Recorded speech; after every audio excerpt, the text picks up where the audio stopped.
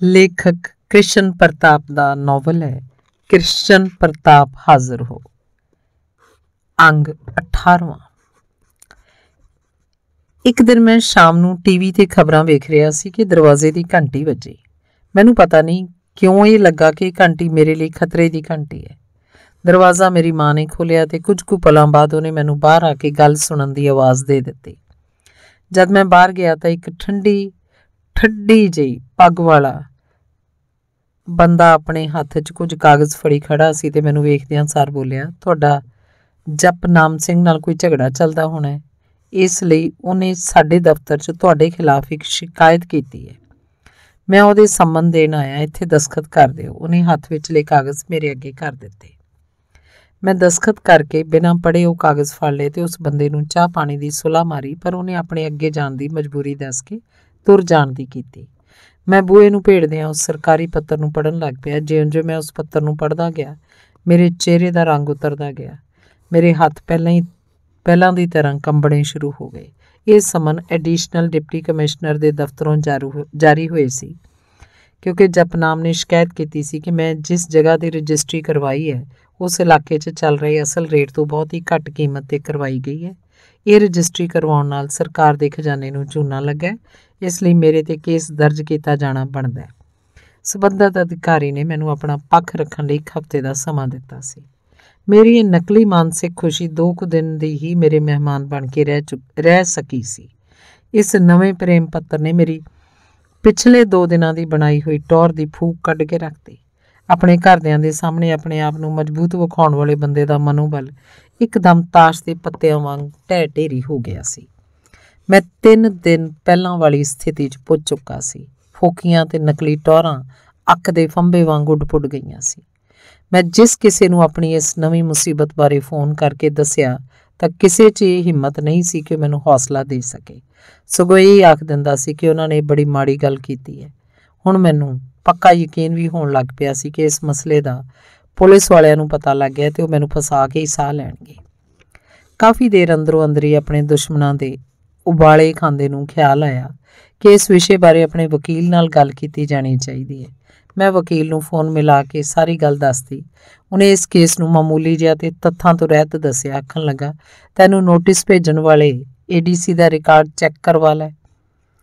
ਉਹਨੇ ਵੀ collector rate 'ਤੇ ਹੀ ਆਪਣੇ ਘਰ ਦੀ ਰਜਿਸਟਰੀ ਕਰਾਈ ਹੋਏਗੀ। ਇਹ ਐਵੇਂ ਗਿੱਦੜ ਭਬਕੀਆਂ ਨੇ, ਘਬਰਾ ਨਾ। ਵਕੀਲ ਦੀ ਗੱਲ ਤੋਂ ਮੈਨੂੰ ਕੁਝ ਹੌਸਲਾ ਤਾਂ ਜ਼ਰੂਰ ਹੋਇਆ, ਪਰ ਮਨ ਅੰਦਰ ਇੱਕ ਡਰ ਵੀ ਸੀ। ਉਹ ਤਾਂ ਆਖਦਾ ਸੀ, ਵਿਰੋਧੀਆਂ ਦੇ ਕੇਸ 'ਚ ਭੂਰਾ ਵੀ ਦਮ ਨਹੀਂ ਤੇ ਤੂੰ ਜਿੱਤਿਆ ਹੀ ਪਿਆ ਤੇ ਅਗਲੇ ਸਟੇ ਲੈ ਕੇ ਬੈਠ ਗਏ ਨੇ। ਸਟੇ ਵੀ ਪਤਾ ਨਹੀਂ ਕਿੰਨਾ ਚਿਰ ਲੰਬਾ ਚੱਲੇਗਾ, 7-8 ਸਾਲ ਜਾਂ ਇਹ ਤੋਂ ਵੀ ਲੰਬਾ। ਵਕੀਲ ਤੋਂ ਬਿਨਾਂ ਕਿਸੇ ਨੇ ਵੀ ਮੈਨੂੰ ਹੌਸਲਾ ਦੇਣ ਵਾਲੀ ਗੱਲ ਨਹੀਂ ਸੀ ਕੀਤੀ। ਮੈਂ ਆਪਣੇ ਆਪ ਨੂੰ ਇੱਕ ਵੱਡਾ ਚੋਰ ਸਮਝਣ ਲੱਗ ਪਿਆ ਸੀ। ਹੁਣ ਇਸ ਜਾਲ 'ਚ ਫਸ ਜਾਣਾ ਤਾਂ ਯਕੀਨੀ ਸੀ, ਕਿਉਂਕਿ ਮੈਨੂੰ ਤਾਂ ਫਸਾਇਆ ਵੀ ਇੱਕ ਪੁਲਿਸ ਵਾਲੇ ਦੁਆਰਾ ਗਿਆ ਸੀ। ਪੁਲਿਸ ਵਾਲੇ ਇੰਨੇ ਕਮਲੇ ਨਹੀਂ ਹੁੰਦੇ ਵੀ ਉਹ ਐਵੇਂ ਹਵਾ 'ਚ ਤੀਰ ਮਾਰੀ ਜਾਣ, ਇਸ ਲਈ ਉਹਨਾਂ ਨੇ ਠੀਕ ਜਗ੍ਹਾ 'ਤੇ ਹੀ ਨਿਸ਼ਾਨਾ ਸੇਧਿਆ ਸੀ। ਮਨ 'ਚ ਆਉਣ ਲੱਗ ਪਿਆ ਕਿ ਦੁਨੀਆ ਭਾਵੇਂ ਲੱਖ ਦਰਜੇ ਦੀ ਚੋਰ ਹੋਵੇ, ਪਰ ਇੱਥੇ ਚੋਰ ਤਾਂ ਉਹਨੂੰ ਮੰਨਿਆ ਜਾਂਦਾ ਜਿਹੜਾ ਫੜਿਆ ਜਾਵੇ ਤੇ ਸਜ਼ਾ ਹੋ ਜਾਏ। ਹੁਣ ਕੀ ਕੀਤਾ ਜਾ ਸਕਦਾ ਸੀ? ਰਜਿਸਟਰੀ ਸਰਕਾਰੀ ਤੌਰ 'ਤੇ ਤੈਅ ਕੀਮਤ ਦੇ ਮੁਤਾਬਕ ਹੋਈ ਸੀ, ਅਸਲ ਕੀਮਤ 'ਤੇ ਨਹੀਂ। ਵਕੀਲ ਮੁਤਾਬਕ ਤਾਂ ਭਾਵੇਂ ਇਸ ਹਮਾਮ 'ਚ ਸਾਰੇ ਨੰਗੇ ਆ, ਪਰ ਵਿਰੋਧੀਆਂ ਵੱਲੋਂ ਕੀਤੀ ਗਈ ਸ਼ਿਕਾਇਤ ਅਨੁਸਾਰ ਮੇਰੇ ਸਿਰ ਦੋਸ਼ ਥੱਪਿਆ ਜਾ ਚੁੱਕਾ ਹੈ। ਆਧੁਨਿਕ ਗੀਤਾ ਦਾ ਉਪਦੇਸ਼ ਦੇਣ ਵਾਲਾ ਮੇਰਾ ਵੱਡਾ ਭਰਾ ਵੀ ਮੈਨੂੰ ਇਸ ਮੁੱਦੇ 'ਤੇ ਚਿੰਤਤ ਦਿਸਿਆ। ਉਹਨੇ ਆਪਣੇ ਸਾਰੇ ਭਰੋਸੇਯੋਗ ਵਸੀਲਿਆਂ ਤੋਂ ਇਸ ਕੇਸ ਬਾਰੇ ਜਾਣਕਾਰੀ ਲੈਣੀ ਆਰੰਭ ਕਰਤੀ। ਜਾਣਕਾਰਾਂ ਮੁਤਾਬਕ ਇਸ ਮਸਲੇ 'ਚ ਹਰ ਕੋਈ ਚੋਰ ਸੀ ਤੇ ਅੱਜ ਵੀ ਹੈ, ਇਸ ਲਈ ਚਿੰਤਾ ਕਰਨ ਦੀ ਕੋਈ ਵੀ ਲੋੜ ਨਹੀਂ। ਜਦ ਸਰਕਾਰ ਦੇ ਨਿਸ਼ਚਿਤ ਕੀਤੇ ਨਿਯਮਾਂ ਮੁਤਾਬਕ ਰਜਿਸਟਰੀ ਹੋਈ ਹੈ ਤਾਂ ਇਸ 'ਚ ਘਬਰਾਉਣ ਵਾਲੀ ਕਿਹੜੀ ਗੱਲ ਹੈ? ਜਦ ਸਾਨੂੰ ਸਰਕਾਰ ਨੇ ਆਪਣੇ ਵੱਲੋਂ ਤੈਅ ਕੀਤੇ ਭਾਅ ਮੁਤਾਬਕ ਰਜਿਸਟਰੀ ਕਰਵਾਉਣ ਦੀ ਖੁੱਲ੍ਹ ਦਿੱਤੀ ਹੋਈ ਹੈ ਤੇ ਅਸੀਂ ਉਹਨਾਂ ਮੁਤਾਬਕ ਕਰਵਾ ਲਈ ਹੈ, ਤੇ ਫਿਰ ਇਸ 'ਚ ਚੋਰੀ ਕੀ ਹੋਈ? ਸ਼ਹਿਰ ਕੀ ਸੂਬੇ ਦੀ ਹਰ ਜਾਇਦਾਦ ਦੀ ਰਜਿਸਟਰੀ ਹੀ ਸਰਕਾਰੀ ਕੀਮਤ ਮੁਤਾਬਕ ਹੁੰਦੀ ਹੈ ਤੇ ਇਸ ਲਈ ਫਿਕਰ ਕਰਨ ਦੀ ਕੋਈ ਲੋੜ ਨਹੀਂ। ਸਾਰੇ ਪਰਿਵਾਰਕ ਜੀਆਂ ਦੇ ਮਨਾਂ ਅੰਦਰ ਇਹ ਡਰ ਸੀ, ਭਾਵੇਂ ਕਿ ਮਕਾਨ ਸਰਕਾਰੀ ਨਿਯਮਾਂ ਮੁਤਾਬਕ ਹੀ ਖਰੀਦਾ ਗਿਆ ਸੀ, ਪਰ ਜਦ ਦੂਜੀ ਧਿਰ ਦੁਆਰਾ ਆਪਣੀ ਰਜਿਸਟਰੀ ਵਿਚਲੀ ਜਗ੍ਹਾ ਨੂੰ ਅਦਾਲਤ ਵਿੱਚ ਸ਼ੱਕੀ ਸਾਬਤ ਕਰਕੇ ਸਟੇ ਲਿਆ ਜਾ ਸਕਦਾ ਹੈ ਤੇ ਇਸ ਮਾਮਲੇ 'ਚ ਵੀ ਸਾਡਾ ਫਸਣਾ ਜਾਂ ਫਿਰ ਮਾਮਲੇ 'ਚ ਲੰਮੀਆਂ ਤਰੀਕਾਂ ਭੁਗਤਣਾ ਤੈਅ ਹੈ। ਭਾਵੇਂ ਕਿ ਸਾਨੂੰ ਕਈ ਮਾਹਰ ਬੰਦਿਆਂ ਨੇ ਤਸੱਲੀ ਦਿੰਦਿਆਂ ਹੌਸਲਾ ਦਿੱਤਾ, ਪਰ ਇਸ ਨਵੇਂ ਮਸਲੇ ਦੇ ਉੱਠਣ ਕਾਰਨ ਸਾਡਾ ਕਿਸੇ ਦਾ ਵੀ ਮਨ ਟਿਕ ਨਹੀਂ ਸੀ ਰਿਹਾ। ਅਗਲੇ ਦਿਨ ਮੈਂ ਸਕੂਲੋਂ ਛੁੱਟੀ ਲੈ ਲਈ। ਆਪਣੇ ਪਿਤਾ ਜੀ ਨੂੰ ਨਾਲ ਲੈ ਕੇ ਸੰਬੰਧਿਤ ਦਫ਼ਤਰ 'ਚ ਆਪਣੀ ਜਾਣ ਪਛਾਣ ਵਾਲੇ ਇਕੱਲੇ ਨੂੰ ਮਿਲ ਕੇ ਇਸ ਕੇਸ ਦੇ ਹਰ ਪਹਿਲੂ ਬਾਰੇ ਵਿਚਾਰ ਚਰਚਾ ਕੀਤੀ। ਸਾਰੇ ਸਾਨੂੰ ਤਸੱਲੀ ਤਾਂ ਦੇ ਰਹੇ ਸੀ, ਪਰ ਅੰਤ 'ਚ ਆਖ ਦਿੰਦੇ, ਭਾਈ ਮੌਕੇ ਦੇ ਅਫਸਰ ਦਾ ਕੀ ਭਰੋਸਾ ਹੁੰਦਾ ਹੈ। ਜੇ ਉਹਦੇ ਮਨ ਨੂੰ ਜੱਚ ਗਿਆ ਤਾਂ ਗਧੇ ਨੂੰ ਵੀ ਘੋੜਾ ਆਖ ਦਿੰਦਾ ਹੈ, ਤੇ ਜੇ ਨਹੀਂ ਜੱਚਦਾ ਤੇ ਘੋੜੇ ਨੂੰ ਵੀ ਗਧਾ ਲਿਖ ਜਾਂਦਾ ਹੈ। ਮੇਰੇ ਇੱਕ ਜਾਣੂ ਨੇ ਕਿਹਾ, ਹੋਰ ਕੁਝ ਨਹੀਂ ਤੇ ਤੈਨੂੰ ਗਧੀ ਗੇਟ 'ਚ ਬਹੁਤ ਚਿਰ ਪਾਈ ਰੱਖਣਗੇ। ਫਿਰ ਇਹ ਤਾਂ ਉਹ ਗੱਲ ਹੋਈ ਵੀ ਇੱਕ ਵਾਰ ਜੰਗਲ 'ਚ ਇੱਕ ਮੱਝ ਭੱਜੀ ਜਾ ਰਹੀ ਸੀ। ਭੱਜੀ ਜਾਂਦੀ ਨੂੰ ਵੇਖ ਕੇ ਚੂਹਾ ਪੁੱਛਣ ਲੱਗਾ, ਉਹ ਭੱਜੀ ਕਿਉਂ ਜਾ ਰਹੀ ਹੈ? ਤੇ ਮੱਝ ਨੇ ਜਵਾਬ ਦਿੱਤਾ, ਜੰਗਲ 'ਚ ਛਾਪਾ ਪਿਆ ਹੋਇਆ ਹੈ ਤੇ ਪੁਲਿਸ ਵਾਲੇ ਹਾਥੀ ਨੂੰ ਗ੍ਰਿਫਤਾਰ ਕਰਨ ਆਏ ਹੋਏ ਨੇ। ਜੇ ਉਹ ਨਾ ਮਿਲਿਆ ਤਾਂ ਮੇਰਾ ਰੰਗ ਉਹਦੇ ਨਾਲ ਮਿਲਦਾ ਜੁਲਦਾ ਹੋਣ ਕਰਕੇ ਉਹਨਾਂ ਨੇ ਮੈਨੂੰ ਹੀ ਫੜ ਲੈ ਜਾਣਾ। ਤੇ ਆਪਣੇ ਇਸ ਜੰਗਲ ਦਾ ਕਾਨੂੰਨ ਹੀ ਅਜਿਹਾ ਵੀ ਕਈ ਸਾਲ ਤਾਂ ਜ਼ਮਾਨਤ ਹੀ ਨਹੀਂ ਹੋਣੀ। ਸੋ ਮੈਂ ਸੋਚਿਆ ਕਿ ਬਚਾ ਹੀ ਚੰਗਾ। ਕੋਲ ਬੈਠਾ ਇੱਕ ਅਨੁਬੜ ਵਿੱਚ ਹੀ ਆਪਣੇ ਛੱਡ ਗਿਆ ਸੀ। ਬਾਕੀ ਸਭ ਤਸੱਲੀ ਦੇਣ ਵਾਲੀਆਂ ਗੱਲਾਂ ਨਾਲੋਂ ਮੈਨੂੰ ਘੋੜੇ ਤੇ ਗਧੇ ਵਾਲੀ ਗੱਲ ਜ਼ਿਆਦਾ ਤਰਕਪੂਰਨ ਲੱਗਦੀ ਸੀ, ਕਿਉਂਕਿ ਅਸੀਂ ਪੁਲਿਸ ਅਫਸਰਾਂ ਕੋਲ ਘੋੜੇ ਨੂੰ ਘੋੜਾ ਸਾਬਤ ਕਰਨ 'ਚ ਅਸਫਲ ਰਹੇ ਸੀ ਤੇ ਉਹ ਸਾਡੇ ਘੋੜੇ ਨੂੰ ਵੀ ਕਾਗਜ਼ਾਂ 'ਚ ਗਧਾ ਹੀ ਲਿਖੀ ਜਾ ਰਹੀ ਸੀ। ਚਿੰਤਾਵਾਂ ਤੇ ਦੁੱਖਾਂ ਨੇ ਕੁਝ ਦਿਨ ਦੂਰ ਰਹਿਣ ਤੋਂ ਬਾਅਦ ਫਿਰ ਸਾਡੇ ਘਰ 'ਚ ਡੇਰਾ ਲਾ ਲਿਆ ਸੀ। ਇੱਕ ਪਾਸੇ ਵਾਲੇ ਮੁਕੱਦਮੇ ਬਾਰੇ ਸੋਚ ਕੇ ਹਟਦਾ, ਦੂਜੇ ਦੀ ਚਿੰਤਾ ਸ਼ੁਰੂ ਹੋ ਜਾਂਦੀ, ਤੇ ਜੇ ਦੂਜੇ ਬਾਰੇ ਕੁਝ ਕਰਨ ਲੱਗਦਾ ਤਾਂ ਤੀਸਰਾ ਬਾਹਾਂ ਅੱਡੀ ਮੇਰੇ ਸਾਹਮਣੇ ਆ ਕੇ ਖੜ ਜਾਂਦਾ ਸੀ। ਫਿਰ ਨਿਰਾਸ਼ਾ ਦੇ ਆਲਮ 'ਚ ਪੁੱਜ ਗਿਆ ਸੀ। ਇੱਕ ਦਿਨ ਸ਼ਾਮ ਤੱਕ ਰੁਕ ਕੇ ਮੀਂਹ ਪੈਂਦਾ ਰਿਹਾ ਤੇ ਮੌਸਮ ਬੜਾ ਹੀ ਖੁਸ਼ਗਵਾਰ ਬਣ ਗਿਆ ਸੀ। ਯਾਦਵਿੰਦਰ ਨੇ ਮੇਰੇ ਨਾਲ ਗੱਲਾਂ ਬਾਤਾਂ ਕਰਨ ਲਈ ਮੈਨੂੰ ਫੋਨ ਕਰਕੇ ਆਪਣੇ ਘਰ ਬੁਲਾ ਲਿਆ। ਮੇਰੀਆਂ ਗੱਲਾਂ 'ਚ ਨਿਰਾਸ਼ਾ ਜੀ ਵੇਖ ਕੇ ਉਹ ਬੋਤਲ ਚੁੱਕ ਲਿਆਇਆ ਤੇ ਆਖਣ ਲੱਗਾ, ਛੱਡ ਟੈਨਸ਼ਨ ਤੇ ਸੋਹਣੇ ਮੌਸਮ ਦਾ ਆਨੰਦ ਮਾਣ। ਅਸੀਂ ਪੈਗ ਲਾਉਂਦੇ ਹੋਏ ਇਸ ਕੇਸ ਬਾਰੇ ਗੱਲਾਂ ਕਰਦੇ ਰਹੇ। 3 ਕੁ ਪੈਗ ਪੀਤੇ ਕਿ ਉਹ ਸਟੋਰ ਵੱਲ ਗਿਆ ਤੇ ਆਉਂਦਾ ਹੀ ਆਖਣ ਲੱਗਾ, ਚੱਲ ਯਾਰ ਅੱਜ ਇੱਕ ਰਹਿੰਦਾ ਜ਼ਰੂਰੀ ਕੰਮ ਵੀ ਕਰ ਹੀ ਆਈਏ। ਪਹਿਲਾਂ ਤਾਂ ਮੇਰਾ ਉੱਠਣ ਨੂੰ ਦਿਲ ਨਹੀਂ ਸੀ ਕਰ ਰਿਹਾ, ਪਰ ਉਸ ਦੁਬਾਰਾ ਆਖਣ ਤੇ ਮੈਂ ਉਸ ਨਾਲ ਜਾਣ ਦੀ ਹਾਮੀ ਭਰ ਲਈ। ਬਾਹਰ ਕਾਫੀ ਹਨੇਰਾ ਹੋ ਚੁੱਕਾ ਸੀ। ਕਿਣਮਿਣ ਕਾਰਨ ਪਾਣੀ ਤੇ ਗਾਰਾ ਹੋਣ ਕਰਕੇ ਗਲੀ 'ਚ ਕੋਈ ਵੀ ਨਹੀਂ ਸੀ। ਉਹ ਰਾਹ 'ਚ ਜਾ ਕੇ ਮੈਨੂੰ ਦੱਸਣ ਲੱਗ ਪਿਆ, ਅੱਜ ਆਪਾਂ ਗੁਰਨੇਕ ਦੇ ਘਰ ਦੀ ਮਿਣਤੀ ਕਰਨੀ ਹੈ। ਮੈਂ ਜਿਵੇਂ ਆਖਾਂਗਾ ਤੂੰ ਉਵੇਂ ਹੀ ਕਰਨਾ ਹੈ। ਸਰੂਰ 'ਚ ਆਏ ਹੋਏ ਮੈਂ ਹਾਮੀ ਭਰਤੀ। ਉਹਦੇ ਦੱਸੇ ਮੁਤਾਬਕ ਮੈਂ ਫੀਤੇ ਦਾ ਇੱਕ ਸਿਰਾ ਫੜ ਕੇ ਗੁਰਨੇਕ ਦੇ ਘਰ ਦੇ ਇੱਕ ਕੋਨੇ ਖੜ ਗਿਆ। ਯਾਦਵਿੰਦਰ ਬੜੀ ਤੇਜ਼ੀ ਨਾਲ ਫੀਤਾ ਖਿੱਚਦਾ ਉਹਦੇ ਘਰ ਦੇ ਦੂਜੇ ਕੋਨੇ ਤੇ ਪੁੱਜ ਗਿਆ। ਜਿੱਥੋਂ ਤੱਕ ਉਹਦੀ ਕੰਧ ਸੀ ਉੱਥੋਂ ਫੀਤੇ ਨੂੰ ਫੜ ਲਿਆ। ਜਦ ਅਸੀਂ ਮੋਬਾਈਲ ਦਾ ਚਾਨਣ ਕਰਕੇ ਵੇਖਿਆ ਤਾਂ ਉਹਦੇ ਘਰ ਦਾ ਇੱਕ ਪਾਸਾ 64 ਫੁੱਟ ਸੀ। ਹੌਸਲੇ 'ਚ ਅਸੀਂ ਉਹਦੇ ਘਰ ਦਾ ਦੂਜਾ ਪਾਸਾ ਵੀ ਮਿਣ ਲਿਆ। ਉਹ 42 ਫੁੱਟ ਤੋਂ ਕੁਝ ਕੁ ਵੱਧ ਸੀ।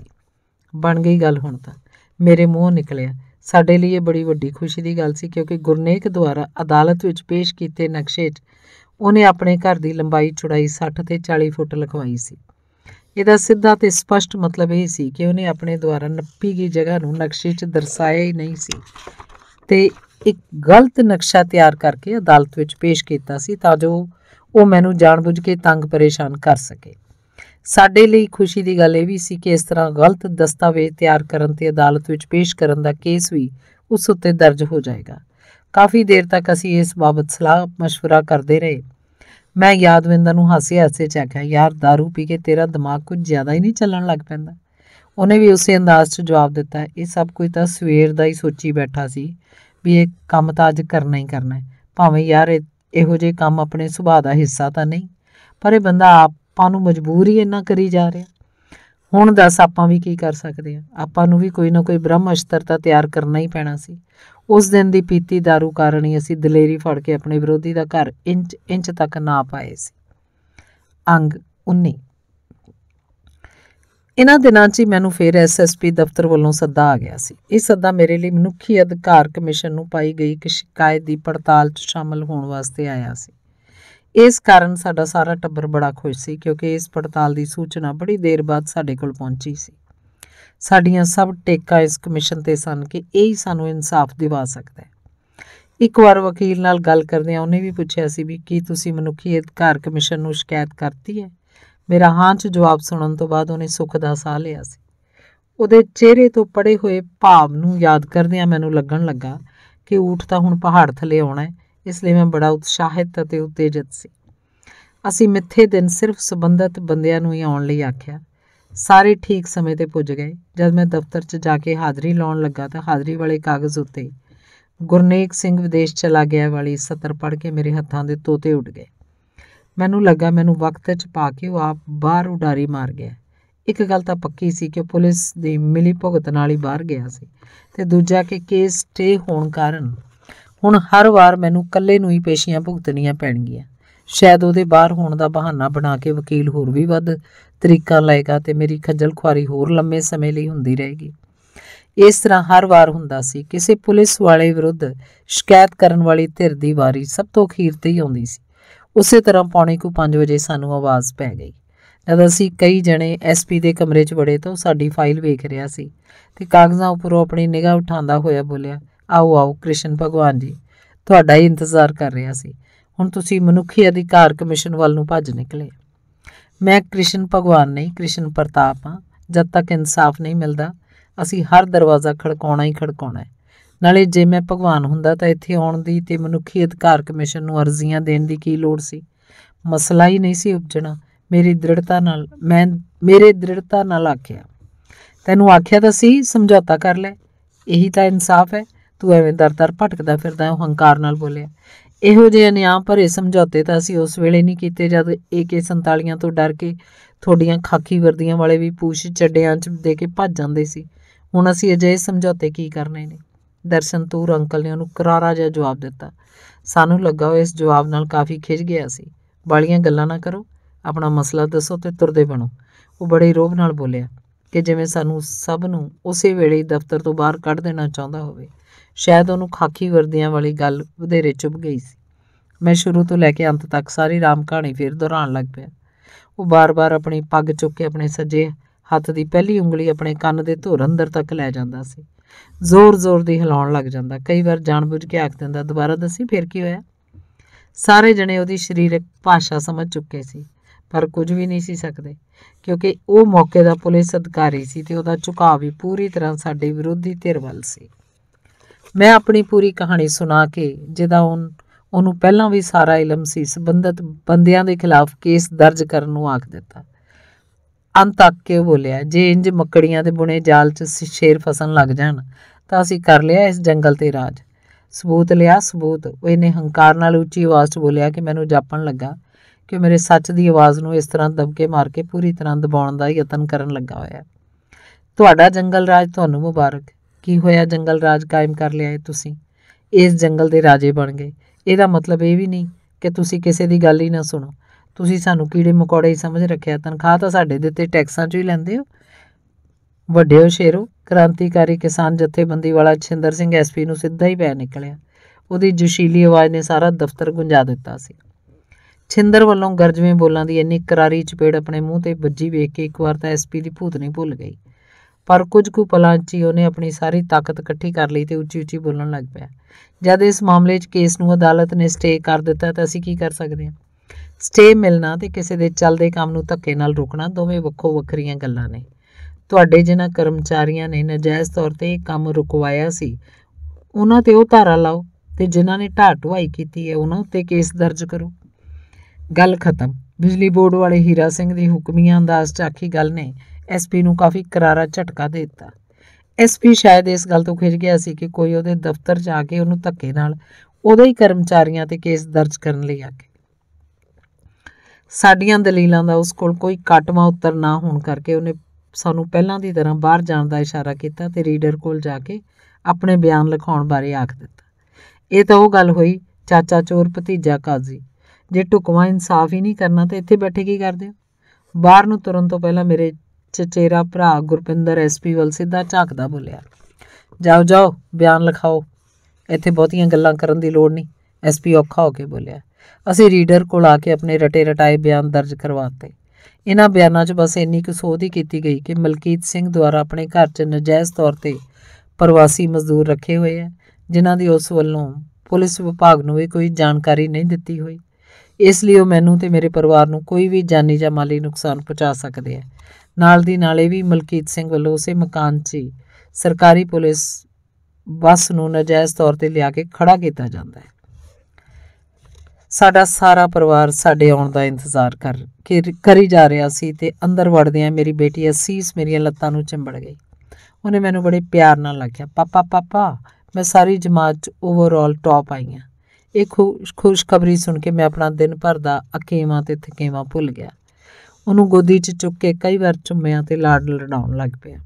ਪਾਪਾ, ਮੈਂ ਪੜ੍ਹ ਕੇ ਵੱਡੀ ਪੁਲਿਸ ਅਫਸਰ ਬਣਾਂਗੀ ਤੇ ਜਿਹੜੇ ਪੁਲਿਸ ਵਾਲੇ ਤੁਹਾਨੂੰ ਤੰਗ ਕਰੀ ਜਾਂਦੇ ਆ ਨਾ, ਉਹਨਾਂ ਤੋਂ ਬਦਲਾ ਲਵਾਂਗੀ। ਅਸੀਸ ਨੇ ਬੜੀ ਦ੍ਰਿੜਤਾ ਤੇ ਸਵੈ ਵਿਸ਼ਵਾਸ ਨਾਲ ਮੈਨੂੰ ਆਖਿਆ। ਉਹਦੇ ਬੋਲਾਂ 'ਚੋਂ ਮੈਨੂੰ ਟੀਵੀ ਤੇ ਚੱਲਦੇ ਕਿਸੇ ਲੜੀਵਾਰ ਨਾਟਕ 'ਚ ਕਿਸੇ ਪਾਤਰ ਦੁਆਰਾ ਆਖੇ ਹੋਏ ਬੋਲ ਯਾਦ ਆਏ। ਨਹੀਂ ਬੇਟੇ, ਆਪਾਂ ਨਹੀਂ ਪੁਲਿਸ ਮਹਿਕਮੇ 'ਚ ਜਾਣਾ, ਇਹ ਬੜਾ ਗੰਦਾ ਮਹਿਕਮਾ ਹੈ। ਕੋਈ ਨਹੀਂ, ਤੂੰ ਪੜ੍ਹੀ ਚੱਲ, ਤੈਨੂੰ ਕੋਈ ਹੋਰ ਵੱਡਾ ਅਫਸਰ ਬਣਾਵਾਂਗੇ। ਪਤਾ ਨਹੀਂ ਇਹ ਬੋਲ ਕਿਵੇਂ ਮੇਰੇ ਮੂੰਹੋਂ ਨਿਕਲ ਗਏ ਸੀ। ਨਹੀਂ ਪਾਪਾ, ਮੈਂ ਤਾਂ ਪੁਲਿਸ ਅਫਸਰ ਹੀ ਬਣਾਂਗੀ, ਉਹਨੇ ਇਹ ਸ਼ਬਦ ਪੂਰੀ ਦ੍ਰਿੜਤਾ ਨਾਲ ਆਖੇ। ਪੁਲਿਸ ਵਿਭਾਗ ਪ੍ਰਤੀ ਬੋਲੇ ਹੋਏ ਕੌੜੇ ਸ਼ਬਦ ਮੇਰੇ ਅੰਦਰ ਇਸ ਮਹਿਕਮੇ ਪ੍ਰਤੀ ਪੈਦਾ ਹੋਈ ਨਫ਼ਰਤ ਦਾ ਹੀ ਸਿੱਟਾ ਸੀ।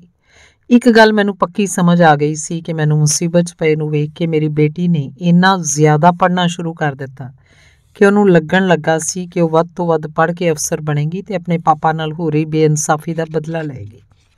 ਸ਼ਾਇਦ ਇਹੀ ਕਾਰਨ ਸੀ ਕਿ ਪੜ੍ਹਾਈ 'ਚ ਸਧਾਰਨ ਜੀ ਬੱਚੀ ਨੇ ਘਰ 'ਚ ਪੜ੍ਹਾਈ ਦਾ ਮਾਹੌਲ ਨਾ ਹੋਣ ਦੇ ਬਾਵਜੂਦ 500-600 ਵਿਦਿਆਰਥੀਆਂ ਨੂੰ ਪਿੱਛੇ ਛੱਡ ਦਿੱਤਾ ਸੀ। ਉਸ ਦੁਆਰਾ ਇੰਜ ਮਿਹਨਤ ਕਰਨਾ ਮੇਰੇ ਲਈ ਇੱਕ ਬੜਾ ਵੱਡਾ ਹੌਸਲਾ ਦੇਣ ਵਾਲਾ ਨੈਤਿਕ ਸਹਾਰਾ ਸੀ। ਇਸ ਗੱਲ ਨੇ ਮੈਨੂੰ ਕਈ ਦਿਨ ਸਰੂਰੀ ਰੱਖਿਆ। ਹੁਣ ਸਾਰੇ ਘਰਦਿਆਂ ਨੂੰ ਪਤਾ ਲੱਗ ਚੁੱਕਾ ਸੀ ਕਿ ਪੁਲਿਸ ਵਿਭਾਗ ਸਾਨੂੰ ਬੁਲਾ ਕੇ ਸਿਰਫ ਸਾਡੀ ਹਾਜ਼ਰੀ ਲਵਾ ਕੇ ਤੇ ਪੁਰਾਣੇ ਬਿਆਨਾਂ ਅਨੁਸਾਰ ਕਾਗਜ਼ ਕਾਲੇ ਕਰਕੇ ਸਾਨੂੰ ਵਾਪਸ ਖਾਲੀ ਹੱਥ ਮੋੜ ਦਿੰਦੀ ਹੈ, ਨਾ ਕਿ ਇਨਸਾਫ ਕਰਨ ਲਈ ਕੋਈ ਉਚਿਤ ਕਦਮ ਉਠਾਇਆ ਜਾਂਦਾ ਹੈ। ਇਸੇ ਕਾਰਨ ਅੱਜ ਦੀ ਕਾਰਵਾਈ ਬਾਰੇ ਜਾਣਨ ਦੀ ਕਿਸੇ ਨੂੰ ਕੋਈ ਉਤੇਜਨਾ ਨਹੀਂ ਸੀ ਕਿ ਦਫ਼ਤਰ 'ਚ ਕੀ ਹੋਇਆ। ਸਭ ਦੇ ਗੱਲਬਾਤ ਦਾ ਵਿਸ਼ਾ ਅਸੀਸ ਦੇ ਓਵਰਆਲ ਪਹਿਲੇ ਸਥਾਨ ਤੇ ਆਉਣ ਦਾ ਹੀ ਸੀ। ਘਰ 'ਚ ਕਾਫੀ ਦੇਰ ਅਸੀਸ ਦੀ ਇਸ ਪ੍ਰਾਪਤੀ ਦੀ ਚਰਚਾ ਹੁੰਦੀ ਰਹੀ। ਬੇਸ਼ੱਕ ਮੈਂ ਸਭ ਨੂੰ ਚਿਹਰੇ ਉੱਤੋਂ ਬੜਾ ਨਿਸ਼ਚਿੰਤ ਹੋਇਆ ਵਿਖਾਈ ਦੇ ਰਿਹਾ ਸੀ, ਪਰ ਮੇਰੇ ਮਨ ਦੇ ਅੰਦਰ ਇੱਕ ਬੜਾ ਹੀ ਵੱਡਾ ਯੁੱਧ ਚੱਲ ਰਿਹਾ ਸੀ। ਸਮਝ ਨਹੀਂ ਸੀ ਆ ਰਹੀ ਕਿ ਗੁਰਨੇਕ ਦੇ ਵਿਦੇਸ਼ 'ਚ ਚਲੇ ਜਾਣ ਨੂੰ ਮੈਂ ਆਪਣੇ ਹੱਕ 'ਚ ਸਮਝਾਂ ਕਿ ਵਿਰੁੱਧ। ਸਾਰੀ ਖੇਡ ਵਿਰੋਧੀ ਧਿਰ ਦੇ ਹੱਕ 'ਚ ਸੀ ਤੇ ਮੇਰੇ ਪੱਲੇ ਕੱਖ ਵੀ ਨਹੀਂ ਸੀ। ਮੇਰੇ ਅੱਗੇ ਸਵਾਲ ਇਹ ਵੀ ਸੀ ਕਿ ਕੀ ਉਹ ਪੱਕੇ ਤੌਰ ਤੇ ਇੱਥੋਂ ਚਲਾ ਗਿਆ ਜਾਂ ਕੇਵਲ ਸੈਰ ਸਪਾਟਾ ਕਰਨ ਹੀ ਗਿਆ। ਸ਼ਾਇਦ ਕੁਝ ਕੁ ਮਹੀਨਿਆਂ ਮਗਰੋਂ ਫਿਰ ਆਪਣੀ ਭੈੜੀ ਬੁੱਥੀ ਲੈ ਕੇ ਮੈਨੂੰ ਕਚਹਿਰੀ 'ਚ ਘੜੀਸੀ ਫਿਰੇਗਾ। ਸੋਚਦਿਆਂ ਮੇਰੇ ਮੂੰਹ ਆਪ ਮੁਹਾਰੇ ਸ਼ਬਦ ਇੰਨੀ ਕੁ ਉੱਚੀ ਨਿਕਲੇ ਕਿ ਥੋੜੀ ਦੇਰ ਦੂਰ ਬੈਠੀ ਮੇਰੀ ਪਤਨੀ ਨੇ ਵੀ ਸੁਣ ਲਏ। ਗੁਰਨੇਕ ਦੇ ਘਰ ਵਾਲਿਆਂ ਨੇ ਉਹਦੇ ਵਿਦੇਸ਼ ਜਾਣ ਦੀ ਖਬਰ ਕਿਸੇ ਦੇਸ਼ ਦੁਆਰਾ ਕੀਤੇ ਜਾਣ ਵਾਲੇ ਪਰਮਾਣੂ ਧਮਾਕਿਆਂ ਤੋਂ ਵੱਧ ਗੁਪਤ ਰੱਖੀ ਹੋਈ ਸੀ। ਮੇਰੇ ਹਮਦਰਦ ਸੂਈਆਂ ਨੂੰ ਵੀ ਮੇਰੇ ਕੋਲੋਂ ਹੀ ਪਤਾ ਲੱਗਾ ਸੀ ਕਿ ਗੁਰਨੇਕ ਵਿਦੇਸ਼ ਉਡਾਰੀ ਮਾਰ ਚੁੱਕਾ ਹੈ। ਮੈਨੂੰ ਕਾਨੂੰਨ ਦਾ ਇੰਨਾ ਕੁ ਤਾਂ ਪਤਾ ਲੱਗ ਚੁੱਕਾ ਸੀ ਕਿ ਸੈਸ਼ਨ ਜੱਜ ਵੀ ਮੁਦਾਇਲੇ ਨੂੰ ਆਪਣੇ ਪੱਖ ਰੱਖਣ ਲਈ 3 ਤਰੀਕਾਂ ਦਿੰਦਾ ਹੈ ਤੇ ਜਦ ਸਬੰਧਤ ਧਿਰ ਹਾਜ਼ਰ ਨਹੀਂ ਹੁੰਦੀ ਤਾਂ ਉਹ ਇੱਕ ਤਰਫਾ ਕਾਰਵਾਈ ਕਰ ਸਕਦਾ ਹੈ। ਹੁਣ ਸਾਡਾ ਸਾਰਾ ਧਿਆਨ ਇਸ ਪਾਸੇ ਵੱਲ ਸੀ ਕਿ ਗੁਰਨੇਕ ਦੇ ਵਿਦੇਸ਼ ਰਹਿੰਦੇ ਇਹ ਸਭ ਤਰੀਕਾਂ ਛੇਤੀ ਤੋਂ ਛੇਤੀ ਭੁਗਤਾ ਲਈਆਂ ਜਾਣ ਤੇ ਸੈਸ਼ਨ ਜੱਜ ਵੱਲੋਂ ਮੇਰੇ ਹੱਕ 'ਚ ਕੀਤੇ ਫੈਸਲੇ ਨੂੰ ਆਧਾਰ ਬਣਾ ਕੇ ਜਗ੍ਹਾ ਨੂੰ ਆਪਣੇ ਕਬਜ਼ੇ 'ਚ ਕਰ ਲਿਆ ਜਾਏ। ਸਾਡੀ ਦੂਜੀ ਵੱਡੀ ਚਿੰਤਾ ਦਾ ਵਿਸ਼ਾ ADC ਵੱਲੋਂ ਜਾਰੀ ਕੀਤੇ ਗਏ ਨੋਟਿਸ ਦਾ ਢੁਕਵਾਂ ਤੇ ਤਸੱਲੀਪੂਰਵਕ ਜਵਾਬ ਬਣਾ ਕੇ ਦੇਣ ਦਾ ਸੀ।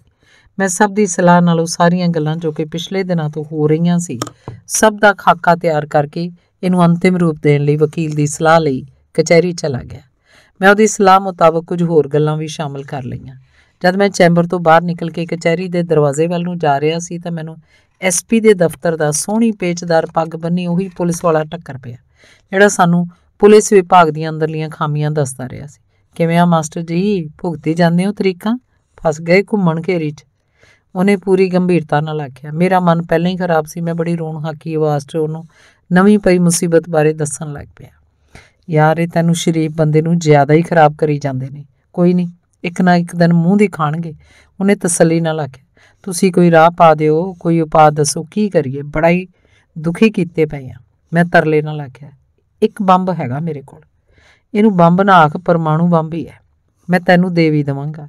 ਇਹ ਤੈਨੂੰ 84 ਵਾਲੇ ਚੱਕਰ 'ਚੋਂ ਕੱਢ ਸਕਦਾ, ਪਰ ਤੈਨੂੰ ਮੇਰੇ ਨਾਲ ਇੱਕ ਵਾਅਦਾ ਕਰਨਾ ਪਏਗਾ। ਉਹ ਸੋਚਦਾ ਆ ਗਿਆ ਤੇ ਮੈਨੂੰ ਇੱਕ ਪਾਸੇ ਲੈ ਗਿਆ। ਤੁਸੀਂ ਵਿਸ਼ਵਾਸ ਕਰੋ, ਮੈਂ ਤੁਹਾਡੇ ਤੋਂ ਬਾਹਰ ਨਹੀਂ ਜਾਂਦਾ। ਮੈਂ ਪੂਰੀ ਦ੍ਰਿੜਤਾ ਨਾਲ ਉਹਨੂੰ ਯਕੀਨ ਦਿਵਾਇਆ। ਯਾਰ, ਤੇਰੇ ਬੇਲੀ ਜਪਨਾਮ ਨੇ ਦਫ਼ਤਰ 'ਚ ਵੀ ਬੜੀ ਅੱਤ ਚੁੱਕੀ ਹੋਈ ਆ। ਸਾਡੇ ਆਖੇ ਤੇ ਸਾਡੇ ਰਿਸ਼ਤੇਦਾਰਾਂ ਨੂੰ ਵੀ ਨਹੀਂ ਬਖਸ਼ਦਾ। ਅਗਲੇ ਦੇ ਵੱਡਾ ਸਾਰਾ ਮੋਛਾ ਪਾ ਕੇ ਤੋਰਦਾ। ਇੱਕ ਘਰ ਤਾਂ ਡੈਣ ਵੀ ਛੱਡ ਲੈਂਦੀ ਹੈ, ਪਰ ਇਹ ਰਾਖਸ਼ ਤਾਂ ਉਹਨਾਂ ਨਾਲੋਂ ਵੀ ਗਿਆ ਗੁਜ਼ਰਿਆ। ਮੇਰੇ ਕੋਲ ਇੱਕ ਵੀਡੀਓ ਹੈ ਜਿਸ 'ਚ ਸ਼ਰੇਆਮ ਰਿਸ਼ਵਤ ਲੈਂਦਾ ਵਿਖਾਈ ਦੇ ਰਿਹਾ। ਫਸਾਉਣ ਨੂੰ ਤਾਂ ਮੈਂ ਕਦੋਂ ਦਾ ਫਸਾ ਦਿੰਦਾ ਇਸ ਕੰਜਰ ਨੂੰ, ਪਰ ਯਾਰ ਮੇਰਾ ਇਹੋ ਜਿਹਾ ਸੁਭਾਅ ਨਹੀਂ। ਉਹ ਗੰਭੀਰਤਾ ਨਾਲ ਬੋਲਿਆ। ਤੁਸੀਂ ਉਹ ਵੀਡੀਓ ਮੈਨੂੰ ਦੇ ਦਿਓ, ਅੱਗੇ ਮੈਂ ਜਾਣਾ, ਮੇਰਾ ਕੰਮ। ਮੇਰੇ ਤੋਂ ਭਾਵੇਂ ਕਿਸੇ ਦੀ ਵੀ ਮਰਜ਼ੀ ਸਹੁੰ ਲੈ ਲਓ, ਮੈਂ ਉਸ ਵੀਡੀਓ ਨੂੰ ਤੁਹਾਡੀ ਸਲਾਹ ਤੋਂ ਬਿਨਾਂ ਬਿਲਕੁਲ ਨਹੀਂ ਵਰਤਦਾ। ਮੈਨੂੰ ਉਹਦੇ ਬੋਲ ਡੁੱਬਦੇ ਨੂੰ ਤਿਣਕੇ ਦੇ ਸਹਾਰੇ ਵਰਗੇ ਲੱਗੇ। ਮੈਂ ਉਤਸ਼ਾਹਤ ਹੁੰਦੇ ਆਖਿਆ, ਨਹੀਂ ਯਾਰ, ਸਹੁੰ ਦੀ ਤਾਂ ਕੋਈ ਗੱਲ ਨਹੀਂ, ਮੈਂ ਕਾਮਰੇਡਾਂ ਦੇ ਖਾਸੇ ਨੂੰ ਚੰਗੀ ਤਰ੍ਹਾਂ ਜਾਣਦਾ। ਇਹਨਾਂ ਦੀ ਤਾਂ ਜ਼ੁਬਾਨ ਹੀ ਬੜੀ ਹੁੰਦੀ ਹੈ। ਤੁਹਾਡੇ ਪਰਿਵਾਰ ਬਾਰੇ ਤਾਂ ਮੈਨੂੰ ਸਭ ਕੁਝ ਪਤਾ ਹੈ। ਜਿਸ ਦਿਨ ਤੁਸੀਂ ਸਾਹਿਬ ਨੂੰ ਸ਼ਿਕਾਇਤ ਕੀਤੀ ਸੀ ਤੁਹਾਡੇ ਬਾਰੇ, ਤਾਂ ਉਸੇ ਦਿਨ ਹੀ ਸਾਰੀ ਰਿਪੋਰਟ ਦਫ਼ਤਰ 'ਚ ਪੁੱਜ ਗਈ ਸੀ। ਬਾਕੀ ਮੈਂ ਆਪਣੇ ਪੱਧਰ 'ਤੇ ਵੀ ਤੁਹਾਡੇ ਬਾਰੇ ਸਾਰਾ ਕੁਝ ਪਤਾ ਲਾ ਲਿਆ ਸੀ। ਉਹਨੇ ਮੇਰੇ ਚਿਹਰੇ ਵੱਲ ਧਿਆਨ ਨਾਲ ਵੇਖਦਿਆਂ ਆਖਿਆ, ਜੇ ਯਕੀਨ ਹੈ ਤਾਂ ਭੇਜ ਦਿਓ ਮੈਨੂੰ ਉਹ ਵੀਡੀਓ। ਮੈਂ ਨੰਬਰ ਦੇਵਾਂ ਆਪਣਾ? ਜੇ ਕੋਈ ਸੇਵਾ ਪਾਣੀ ਦੀ ਜ਼ਰੂਰਤ ਹੈ ਉਹ ਵੀ ਦੱਸ ਦਿਓ। ਮੈਂ ਪੁਲਿਸੀਆਂ ਦੀ ਖਸਲਤ ਨੂੰ ਧਿਆਨ 'ਚ ਰੱਖਦਿਆਂ ਉਹਨੂੰ ਆਖਿਆ, ਜਾਓ ਯਾਰ, ਆ ਕੀ ਗੱਲ ਕਰਤੀ ਤੂੰ? ਮੈਂ ਤੇਰੀ ਮਦਦ ਕਰਨ ਨੂੰ ਫਿਰਦਾ ਤੇ ਤੂੰ ਸੇਵਾ ਪਾਣੀ ਦੀ ਗੱਲ ਕਰੀ ਜਾਂਦਾ। ਨਾਲੇ ਮੈਂ ਤਾਂ ਜਪਨਾਮ ਨੂੰ ਵੀ ਸਮਝਾਇਆ ਸੀ ਵੀ ਕਿਸੇ ਬੰਦੇ ਨੂੰ ਕੰਧ ਨਾਲ ਇੰਨਾ ਧੱਕ ਕੇ ਨਹੀਂ ਲਾਈਦਾ ਹੁੰਦਾ ਵੀ ਉਹਦੇ ਪਿੱਛੇ ਹਟਣ ਵਾਸਤੇ ਹੋਰ ਜਗ੍ਹਾ ਹੀ ਨਾ ਬਚੇ ਤੇ ਉਹ ਮਾਰੀ ਦਾ ਪੂਰੇ ਜ਼ੋਰ ਨਾਲ ਤੁਹਾਡੇ ਤੇ ਉਲਟ ਵਾਰ ਕਰ ਦੇਵੇ। ਪਰ ਉਹ ਕੰਜਰ ਦਾ ਪੁੱਤ ਸਮਝਦਾ ਹੀ ਨਹੀਂ। ਮੈਂ ਤੇਰਾ ਅਖਬਾਰ ਵਿਚਲਾ ਮਿੱਟੀ ਨਾ ਫਰੋਲ ਜੋਗੀਆ ਲੇਖ ਪੜ੍ਹਿਆ ਸੀ। ਉਹਨੇ ਸੱਚੀ ਬੜਾ ਭਾਵੁਕ ਕਰਤਾ ਸੀ ਯਾਰ। ਮੈਂ ਤਾਂ ਉਦੋਂ ਹੀ ਸੋਚ ਲਿਆ ਸੀ ਇਸ ਬੰਦੇ ਦੀ ਮਦਦ ਜ਼ਰੂਰ ਕਰਨੀ ਹੈ, ਭਾਵੇਂ ਕੁਝ ਵੀ ਹੋ ਜਾਏ। ਤਾਂ ਤੂੰ ਮੈਨੂੰ ਉਹੋ ਜਿਹਾ ਹੀ ਸਮਝੀ ਜਾਂਦਾ ਹੈ, ਸਾਡੇ ਮਹਿਕਮੇ ਦੀਆਂ ਝੂਠਾਂ ਵਰਗਾ। ਉਹ ਗੱਲ ਕਰਦਾ ਕਰਦਾ ਭਾਵੁਕਤਾ ਤੇ ਨਿਰਾਸ਼ਾ ਦੇ ਰਲੇ ਮਿਲੇ ਭਾਵਾਂ ਨਾਲ ਉਲਾਂਭਾ ਦੇਣ ਦੇ ਰੌਣ 'ਚ ਬੋਲਦਿਆਂ ਕਿੰਨਾ ਕੁਝ ਕਹਿ ਗਿਆ। ਸੌਰੀ ਵੀਰ ਜੀ, ਮੇਰੀ ਇਹ ਭਾਵਨਾ ਨਹੀਂ ਸੀ। ਮੈਂ ਤਾਂ ਆਖਿਆ ਸੀ ਕਿ ਕਈ ਵਾਰ ਕਿਸੇ ਹੋਰ ਬੰਦੇ ਤੋਂ ਇਹ ਕੰਮ ਕਰਵਾਉਣਾ ਹੁੰਦਾ। ਤੁਹਾਡੇ ਬਾਰੇ ਤਾਂ ਪਹਿਲਾਂ ਹੀ ਮੈਨੂੰ ਪੂਰਾ ਚਾਨਣ ਹੈ। ਮੈਂ ਆਪਣੀ ਪਹਿਲਾਂ ਕੀਤੀ ਗੱਲ, ਜਿਹਨੂੰ ਉਹ ਮੇਰੀ ਗਲਤੀ ਸਮਝਿਆ ਸੀ, ਤੇ ਅਫਸੋਸ ਪ੍ਰਗਟ ਕੀਤਾ। ਯਾਰ ਇੱਥੇ ਨਹੀਂ, ਆਪਾਂ ਕਿਤੇ ਹੋਰ ਚੱਲੀਏ, ਉਹਨੇ ਪੂਰੇ ਸਹਿਜ ਨਾਲ ਆਖਿਆ। ਹੁਣ ਤੁਸੀਂ ਮੇਰੀ ਗੱਲ ਦਾ ਗਲਤ ਮਤਲਬ ਨਾ ਕੱਢਿਓ। ਜੇ ਪੈਗ ਲਾ ਲੈਂਦੇ ਹੋ ਤਾਂ ਕਿਸੇ ਹੋਟਲ 'ਚ ਚੱਲਦੇ ਹਾਂ, ਗਰਮੀ ਵੀ ਬੜੀ ਹੈ, ਏਸੀ ਦੀ ਠੰਡਕ ਮਾਣ ਲਵਾਂਗੇ, ਨਾਲੇ ਝੱਟ ਬਿੰਦ ਬਹਿ ਕੇ ਗੱਲਬਾਤ ਕਰ ਲਾਂਗੇ। ਮੈਂ ਜਗਦੇ ਪੁੱਛਿਆ, ਹੋਟਲ ਦਾ ਨਾਂ ਵੀ ਦੱਸਦਾ। ਚੱਲ ਠੀਕ ਆ, ਪਰ ਆਪਾਂ ਇਕੱਠੇ ਇੱਕ ਟੇਬਲ 'ਤੇ ਨਹੀਂ ਬਹਿਣਾ। ਤੂੰ ਚੱਲ, ਮੈਂ ਅੱਧੇ ਕੁ ਘੰਟੇ ਤੱਕ ਆਉਣਾ। ਇੰਨਾ ਆਖ ਕੇ ਉਹ ਤੁਰ ਪਿਆ। ਮੈਂ ਯਾਦਵਿੰਦਰ ਨੂੰ ਫੋਨ ਕਰਕੇ ਉਹਨੂੰ ਛੇਤੀ ਦੇਣੇ ਹੋਟਲ 'ਚ ਪੁੱਜਣ ਲਈ ਕਹਿ ਦਿੱਤਾ। ਆਪ ਨੇੜਲੇ ਠੇਕੇ ਤੋਂ ਵਿਸਕੀ ਦੀਆਂ 2 ਬੋਤਲਾਂ ਖਰੀਦ ਕੇ ਹੋਟਲ ਚਾਲੇ ਪਾ ਲਏ। ਅਸੀਂ ਮਿੱਥੇ ਸਮੇਂ ਤੋਂ 10 ਕੁ ਮਿੰਟ ਪਹਿਲਾਂ ਹੋਟਲ 'ਚ ਪੁੱਜ ਗਏ ਤੇ ਇੱਕ ਮੇਜ਼ ਦੁਆਲੇ ਬੈਠ ਗਏ। ਸਾਹਮਣੇ ਵਾਲੇ ਮੇਜ਼ ਨੂੰ ਰਾਖਵਾਂ ਕਰਵਾ ਲਿਆ। ਅਸੀਂ ਬਹਿਰਿਆਂ ਨੂੰ ਸਮਝਾਤਾ ਕਿ ਇਸ ਮੇਜ਼ 'ਤੇ ਜਿੰਨਾ ਵੀ ਆਰਡਰ ਹੋਏਗਾ ਉਹਦੀ ਅਦਾਇਗੀ ਅਸੀਂ ਕਰਨੀ ਹੈ। 15-20 ਮਿੰਟਾਂ ਬਾਅਦ ਉਹ ਇਕੱਲਾ ਹੀ ਆ ਗਿਆ ਤੇ ਸਾਡੇ ਸਾਹਮਣੇ ਵਾਲੇ ਮੇਜ਼ 'ਤੇ ਆ ਕੇ ਬੈਠ ਗਿਆ। ਜਦੋਂ ਉਹਨੇ ਆਸਾ-ਪਾਸਾ ਵੇਖ ਕੇ ਅੰਦਾਜ਼ਾ ਲਾ ਲਿਆ ਕਿ ਉੱਥੇ ਉਹਦੀ ਜਾਣ ਪਛਾਣ ਵਾਲਾ ਕੋਈ ਵੀ ਨਹੀਂ, ਤਾਂ ਉਹਨੇ ਮੈਥੋਂ ਮੇਰਾ ਮੋਬਾਈਲ ਨੰਬਰ ਮੰਗਿਆ। ਕੁਝ ਪਲਾਂ ਬਾਅਦ 2.5 ਮਿੰਟ ਦੀ ਇੱਕ ਵੀਡੀਓ ਮੇਰੇ ਫੋਨ 'ਚ ਆ ਗਈ। ਉਹਨੇ ਸਿਰਫ 1-2 ਪੈਗ ਹੀ ਲਗਾਏ ਤੇ ਜਾਣ ਦੀ ਕਾਹਲੀ ਕਰਨ ਲੱਗ ਪਿਆ। ਛੋਟੇ ਵੀਰ, ਮੇਰੇ ਤੋਂ ਪੁੱਛੇ ਬਿਨਾਂ ਤੇ ਜਿੰਨਾ ਚਿਰ ਤੈਨੂੰ ਇਹ ਨਾ ਲੱਗੇ ਕਿ ਮੈਂ ਤਾਂ ਹੁਣ ਮਾਰਿਆ ਹੀ ਗਿਆ, ਇਸ ਵੀਡੀਓ ਨੂੰ ਨਾ ਤੂੰ ਕਿਸੇ ਨੂੰ ਵਿਖਾਉਣਾ ਤੇ ਨਾ ਹੀ ਇਹਦੀ ਵਰਤੋਂ ਕਰਨੀ ਹੈ। ਇਸ ਗੱਲ ਤੇ ਪਹਿਰਾ ਦੇਈਂ। ਮੈਂ ਹੁਣ ਚੱਲਦਾ। ਤਰਾਰੇ ਜਿਹੇ 'ਚ ਆ ਕੇ ਉਹਨੇ ਹੁਕਮ ਦੇਣ ਵਾਂਗ ਆਖਿਆ। ਮੈਂ ਤੁਹਾਡੇ ਤੋਂ ਬਾਹਰ ਨਹੀਂ ਹੁੰਦਾ ਵੀਰੇ। ਇੱਕ ਕਾਮਰੇਡ ਦੇ ਪੁੱਤਰ ਦੀ ਜ਼ੁਬਾਨ ਹੈ। ਜੇ ਅਜਿਹਾ ਹੋਇਆ ਤਾਂ ਮੈਨੂੰ ਪਿਓ ਦਾ ਪੁੱਤ ਨਾ ਸਮਝਿਓ। ਮੈਂ ਉਹਨੂੰ ਪੂਰਾ ਯਕੀਨ ਦਿਵਾਉਂਦਿਆਂ ਆਖਿਆ। ਵਿਸ਼ਵਾਸ ਰੱਖਿਓ, ਅਸੀਂ ਅਜਿਹਾ ਕੁਝ ਨਹੀਂ ਕਰਦੇ। ਯਾਦਵਿੰਦਰ ਨੇ ਮੇਰੇ ਗੱਲ ਦੀ ਪ੍ਰੋੜਤਾ ਕੀਤੀ। ਮੈਂ ਵੀ ਸਭ ਕੁਝ ਪਤਾ ਕਰਕੇ ਹੀ ਤੈਨੂੰ ਆਹ ਸੱਪ ਫੜਾ ਚੱਲਿਆ, ਪਰ ਆਪਾਂ ਇਸ ਨਾਲ ਕਿਸੇ ਦਾ ਨੁਕਸਾਨ ਨਹੀਂ ਹੋਣ ਦੇਣਾ, ਕੇਵਲ ਆਪਣਾ ਬਚਾਅ ਕਰਨਾ ਹੈ। ਬਸ ਹੁਣ ਮੈਨੂੰ ਛੁੱਟੀ ਦਿਓ। ਉਹ ਆਦਤਨ ਮੁੱਛਾਂ ਤੇ ਹੱਥ ਫੇਰਦਿਆਂ ਤੁਰ ਗਿਆ। ਜਾਣ ਤੋਂ ਪਹਿਲਾਂ ਉਹ ਆਪਣੇ ਵਾਲੇ ਮੇਜ਼ ਤੇ ਪਈ ਜ਼ਰਾ ਕੁ ਉਣੀ ਹੋਈ ਬੋਤਲ ਨੂੰ ਚੁੱਕ ਲੈਣ ਦਾ ਇਸ਼ਾਰਾ ਵੀ ਕਰ ਗਿਆ। ਸਾਨੂੰ ਤਾਂ ਭੁਗਤਾਨ ਕਰਨ ਵੇਲੇ ਪਤਾ ਲੱਗਾ ਕਿ ਉਹ ਆਪਣੇ ਦਿੱਤੇ ਆਰਡਰ ਦੇ ਬਣੇ ਹੋਏ ਪੈਸੇ ਵੀ ਜਾਣ ਵੇਲੇ ਦੇ ਗਿਆ ਸੀ। ਇਸ ਗੱਲ ਦਾ ਸਾਨੂੰ ਦੋਵਾਂ ਨੂੰ ਬੜਾ ਅਫਸੋਸ ਹੋਇਆ, ਪਰ ਖੁਸ਼ੀ ਵੀ ਹੋਈ ਕਿ ਪੁਲਿਸ ਮਹਿਕਮੇ 'ਚ ਹੁੰਦੇ ਹੋਏ ਵੀ ਉਹ ਇੱਕ ਨੇਕ ਰੂਹ ਸੀ। ਸਾਨੂੰ ਪਹਿਲੀ ਵਾਰ ਦਿਲੋਂ ਮਹਿਸੂਸ ਹੋਇਆ ਸੀ ਕਿ ਪੁਲਿਸ ਮਹਿਕਮੇ 'ਚ ਸਾਰੇ ਬੰਦੇ ਤਾਂ ਮਾੜੇ ਨਹੀਂ ਹੁੰਦੇ। ਉਹ ਆਪਣੇ ਸਾਥੀਆਂ ਦੁਆਰਾ ਕੀਤੀ ਜਾਂਦੀ ਧੱਕੇਸ਼ਾਹੀ ਤੇ ਜਨਤਾ ਨੂੰ ਦਿੱਤੀ ਜਾਣ ਵਾਲੀ ਫਜ਼ੂਲ ਦੀ ਪਰੇਸ਼ਾਨੀ ਤੋਂ ਵੀ ਔਖੇ ਹੁੰਦੇ ਹੈ। ਮੈਨੂੰ ਆਪਣੀ ਲੇਖਣੀ 'ਤੇ ਵੀ ਮਾਣ ਮਹਿਸੂਸ ਹੋਇਆ ਕਿ ਮੇਰਾ ਇੱਕ ਲੇਖ ਪੜ੍ਹ ਕੇ ਹੀ ਮੇਰੇ ਪਾਠਕ ਤੇ ਉਹ ਵੀ ਪੁਲਿਸ ਮੁਲਾਜ਼ਮ ਦਾ ਦਿਲ ਇੰਨਾ ਪਿਘਲ ਗਿਆ ਕਿ ਉਹ ਮੇਰੀ ਖਾਤਰ ਆਪਣੀ ਨੌਕਰੀ ਤੱਕ ਵੀ ਦਾਅ 'ਤੇ ਲਾ ਗਿਆ ਸੀ। ਜਿੰਨੀਆਂ ਬਦਦੁਆਵਾਂ ਮੈਂ ਦੂਜੇ ਪੁਲਿਸ ਕਰਮਚਾਰੀਆਂ ਨੂੰ ਦਿੰਦਾ ਹੁੰਦਾ ਸੀ, ਉਹਨਾਂ ਤੋਂ ਦੁੱਗਣੀਆਂ ਚੌਗਣੀਆਂ ਦੁਆਵਾਂ ਉਸ ਨੇਕ ਬੰਦੇ ਲਈ ਮੇਰੇ ਮਨ 'ਚੋਂ ਨਿਕਲੀਆਂ ਸੀ। ਜਦ ਅਸੀਂ ਧਿਆਨ ਨਾਲ ਉਹ ਵੀਡੀਓ ਵੇਖੀ ਤੇ ਉਸ ਵਿਚਲੀ ਆਵਾਜ਼ ਸੁਣੀ ਤਾਂ ਜਪਨਾਮ ਦੀਆਂ ਸਾਰੀਆਂ ਕਰਤੂਤਾਂ ਉਸ 'ਚ ਕੈਦ ਪਾਈਆਂ ਗਈਆਂ, ਸਪਸ਼ਟ ਹੋ ਗਈਆਂ। ਘਰ ਪੁੱਜਦੇ ਸਾਰ ਮੈਂ ਇਸ ਵੀਡੀਓ ਨੂੰ ਕੰਪਿਊਟਰ 'ਚ ਪਾ ਕੇ ਇੱਕ ਗੁਪਤ ਕੋਡ ਲਾ ਕੇ ਆਪਣੇ ਮੋਬਾਈਲ 'ਚ ਉਹਨੂੰ ਡਿਲੀਟ ਕਰ ਦਿੱਤਾ। ਕਦੇ ਤਾਂ ਮੇਰਾ ਮਨ ਕਰਦਾ ਮੈਂ ਪੱਤਰਕਾਰਾਂ ਨੂੰ ਬੁਲਾ ਕੇ ਜਪਨਾਮ ਦੀ ਸਾਰੀ ਕਰਤੂਤ ਦਾ ਭਾਂਡਾ ਭੰਨ ਦੇਵਾਂ, ਪਰ ਮੇਰਾ ਉਸ ਨੇਕ ਬੰਦੇ ਨਾਲ ਵਾਅਦਾ ਕੀਤਾ ਹੋਇਆ ਸੀ ਜਿਹੜਾ ਕਿ ਮੈਂ ਚਾਹ ਕੇ ਵੀ ਤੋੜ ਨਹੀਂ ਸੀ ਸਕਦਾ।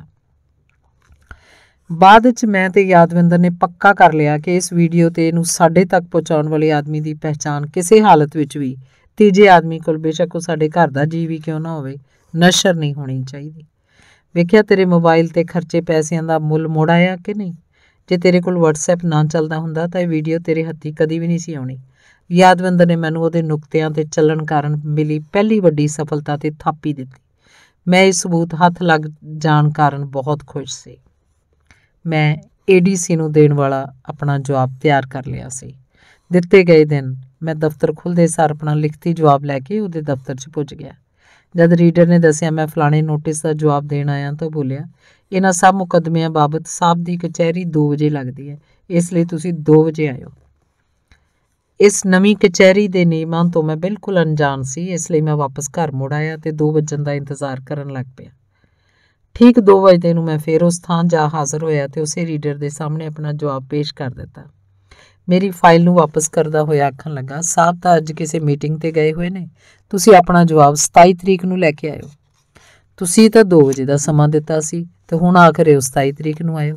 ਇਹ ਸਭ ਮੈਨੂੰ ਸਵੇਰੇ ਹੀ ਦੱਸ ਦਿੰਦੇ ਤਾਂ ਮੇਰਾ ਗੇੜਾ ਤਾਂ ਨਾ ਲੱਗਦਾ। ਮੈਂ ਖਿੱਝ ਕੇ ਆਖਿਆ, ਅਫਸਰਾਂ ਨੇ ਮੀਟਿੰਗਾਂ 'ਚ ਕਿਹੜਾ ਸਾਨੂੰ ਦੱਸ ਕੇ ਜਾਣਾ ਹੁੰਦਾ, ਜਿਵੇਂ ਹੁਕਮ ਹੋਈ ਜਾਂਦਾ ਹੈ ਅਸੀਂ ਅਗਾਂਹ ਦੱਸੀ ਜਾਂਦੇ ਹਾਂ।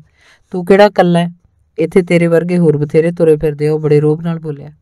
ਮੈਂ ਸਮਝ ਗਿਆ ਸੀ ਕਿ ਇਸ ਨਾਲ ਬਹਿਸ ਕਰਨ ਦਾ ਅਰਥ ਆਪਣੀ ਬੇਇੱਜ਼ਤੀ ਕਰਵਾਉਣਾ ਹੈ। ਮੈਂ ਚੁੱਪ ਕਰ ਜਾਣ ਵਿੱਚ ਹੀ ਆਪਣੀ ਭਲਾਈ ਸਮਝੀ ਤੇ ਬਾਹਰ ਨੂੰ ਤੁਰ ਪਿਆ।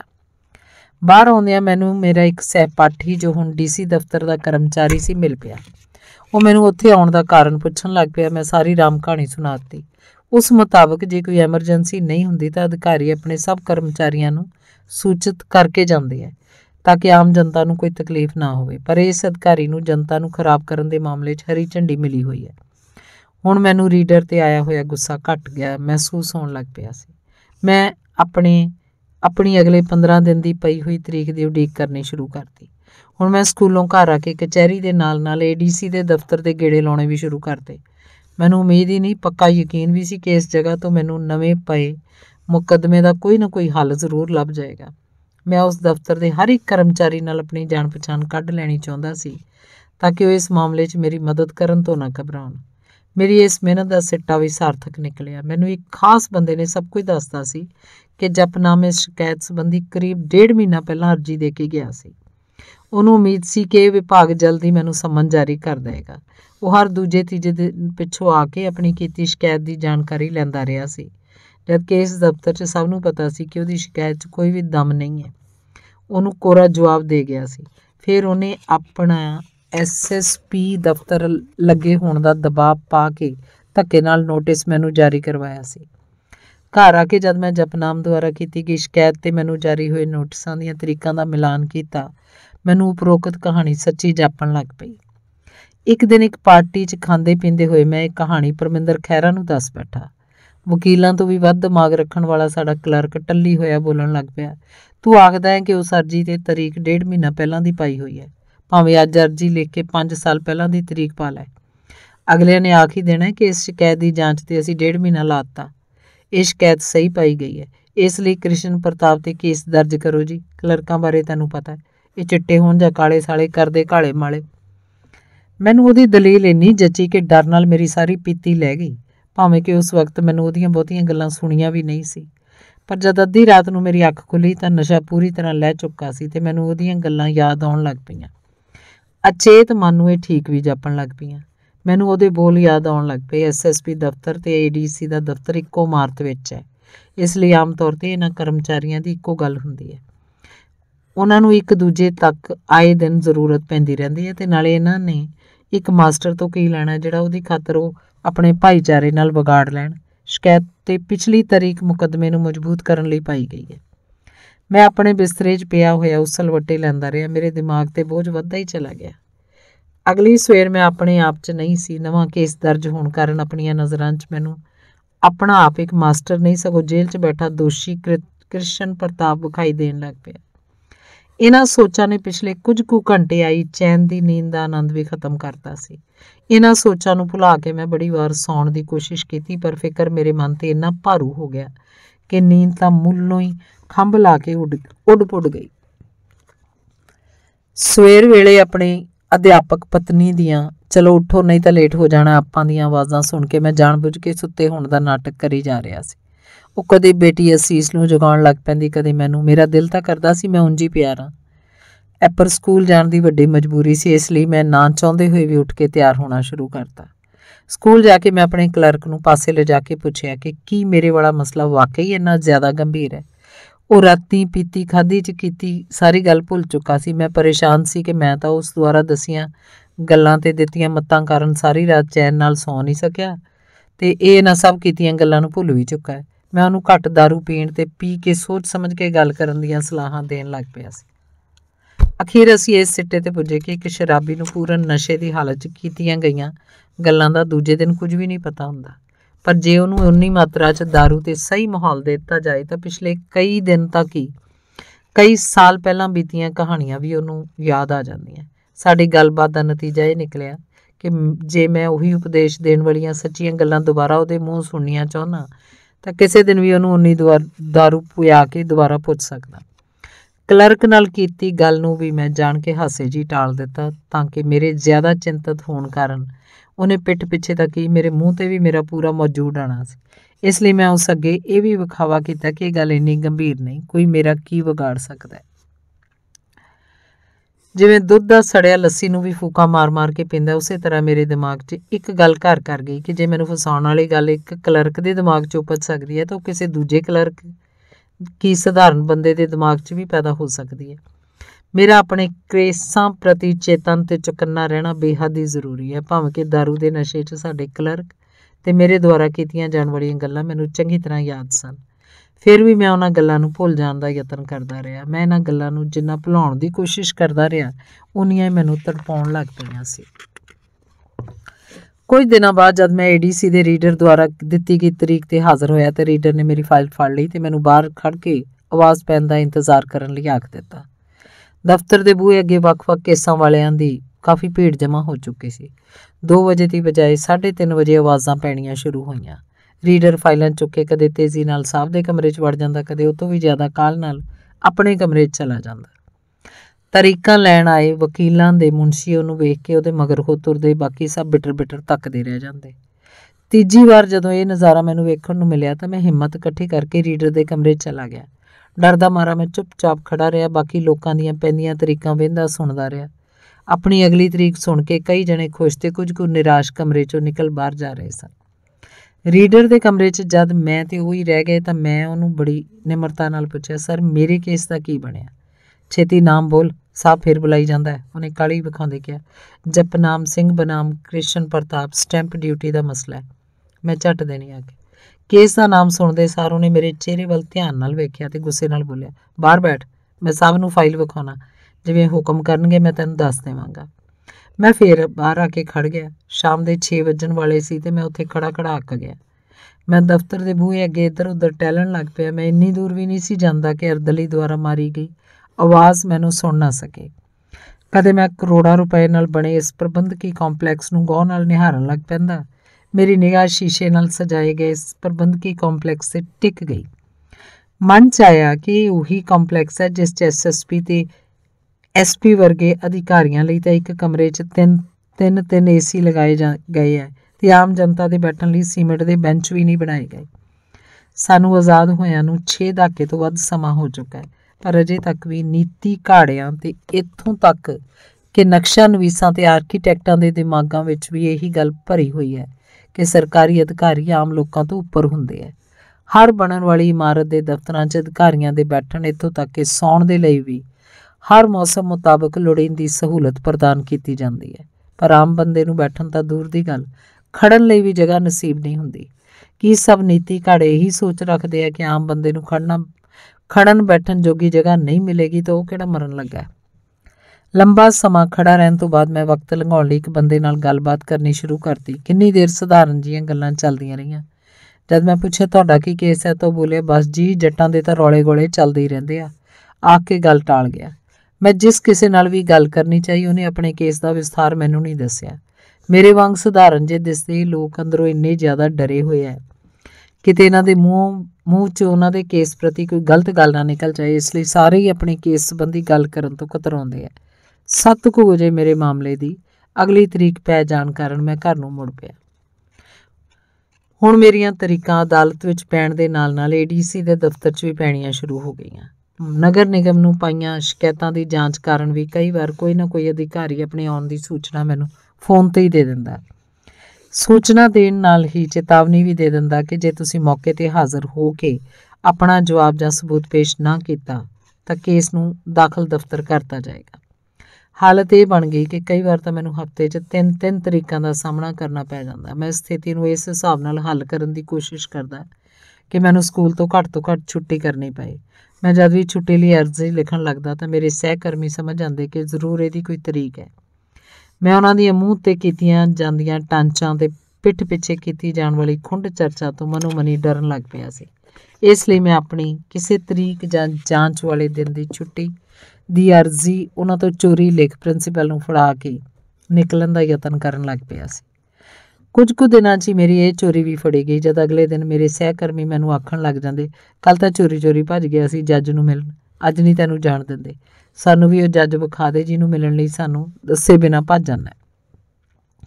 ਮੈਂ ਹਾਂ ਹੂੰ ਕਰਕੇ ਉਹਨਾਂ ਨੂੰ ਟਾਲ ਦਿੰਦਾ, ਪਰ ਮੇਰਾ ਮਨ ਤਾਂ ਪੁੱਛਿਆ ਹੀ ਜਾਣਦਾ ਸੀ ਕਿ ਇੱਕ ਜਾਲ 'ਚ ਫਸੇ ਸ਼ਿਕਾਰ ਨੂੰ ਸ਼ਿਕਾਰੀ ਕਿਸ ਤਰ੍ਹਾਂ ਕਹਿੰਦੇ ਨੇ। ਭਾਵੇਂ ਕਿ ਸਾਰੇ ਉੱਪਰਲੇ ਮਨੋਂ ਹੀ ਕੁਆਰੀ ਜੱਜ ਨੂੰ ਵੇਖ ਲੈਣ ਦੀ ਚਾਹਤ ਰੱਖਦੇ ਸੀ, ਪਰ ਮੇਰੇ ਦਿਲ 'ਚੋਂ ਇੱਕ ਹੀ ਦੁਆ ਨਿਕਲਦੀ ਸੀ ਕਿ ਜੱਜ ਭਾਵੇਂ ਵਿਆਹੀ ਹੋਵੇ, ਕੁਆਰੀ ਹੋਵੇ, ਚਾਹੇ ਰੱਜ ਕੇ ਸੋਹਣੀ ਹੋਵੇ, ਪਰ ਕਿਸੇ ਨੂੰ ਵੀ ਉਹਦਾ ਮੂੰਹ ਕਚਹਿਰੀ 'ਚ ਜਾ ਕੇ ਨਾ ਵੇਖਣਾ ਪਏ।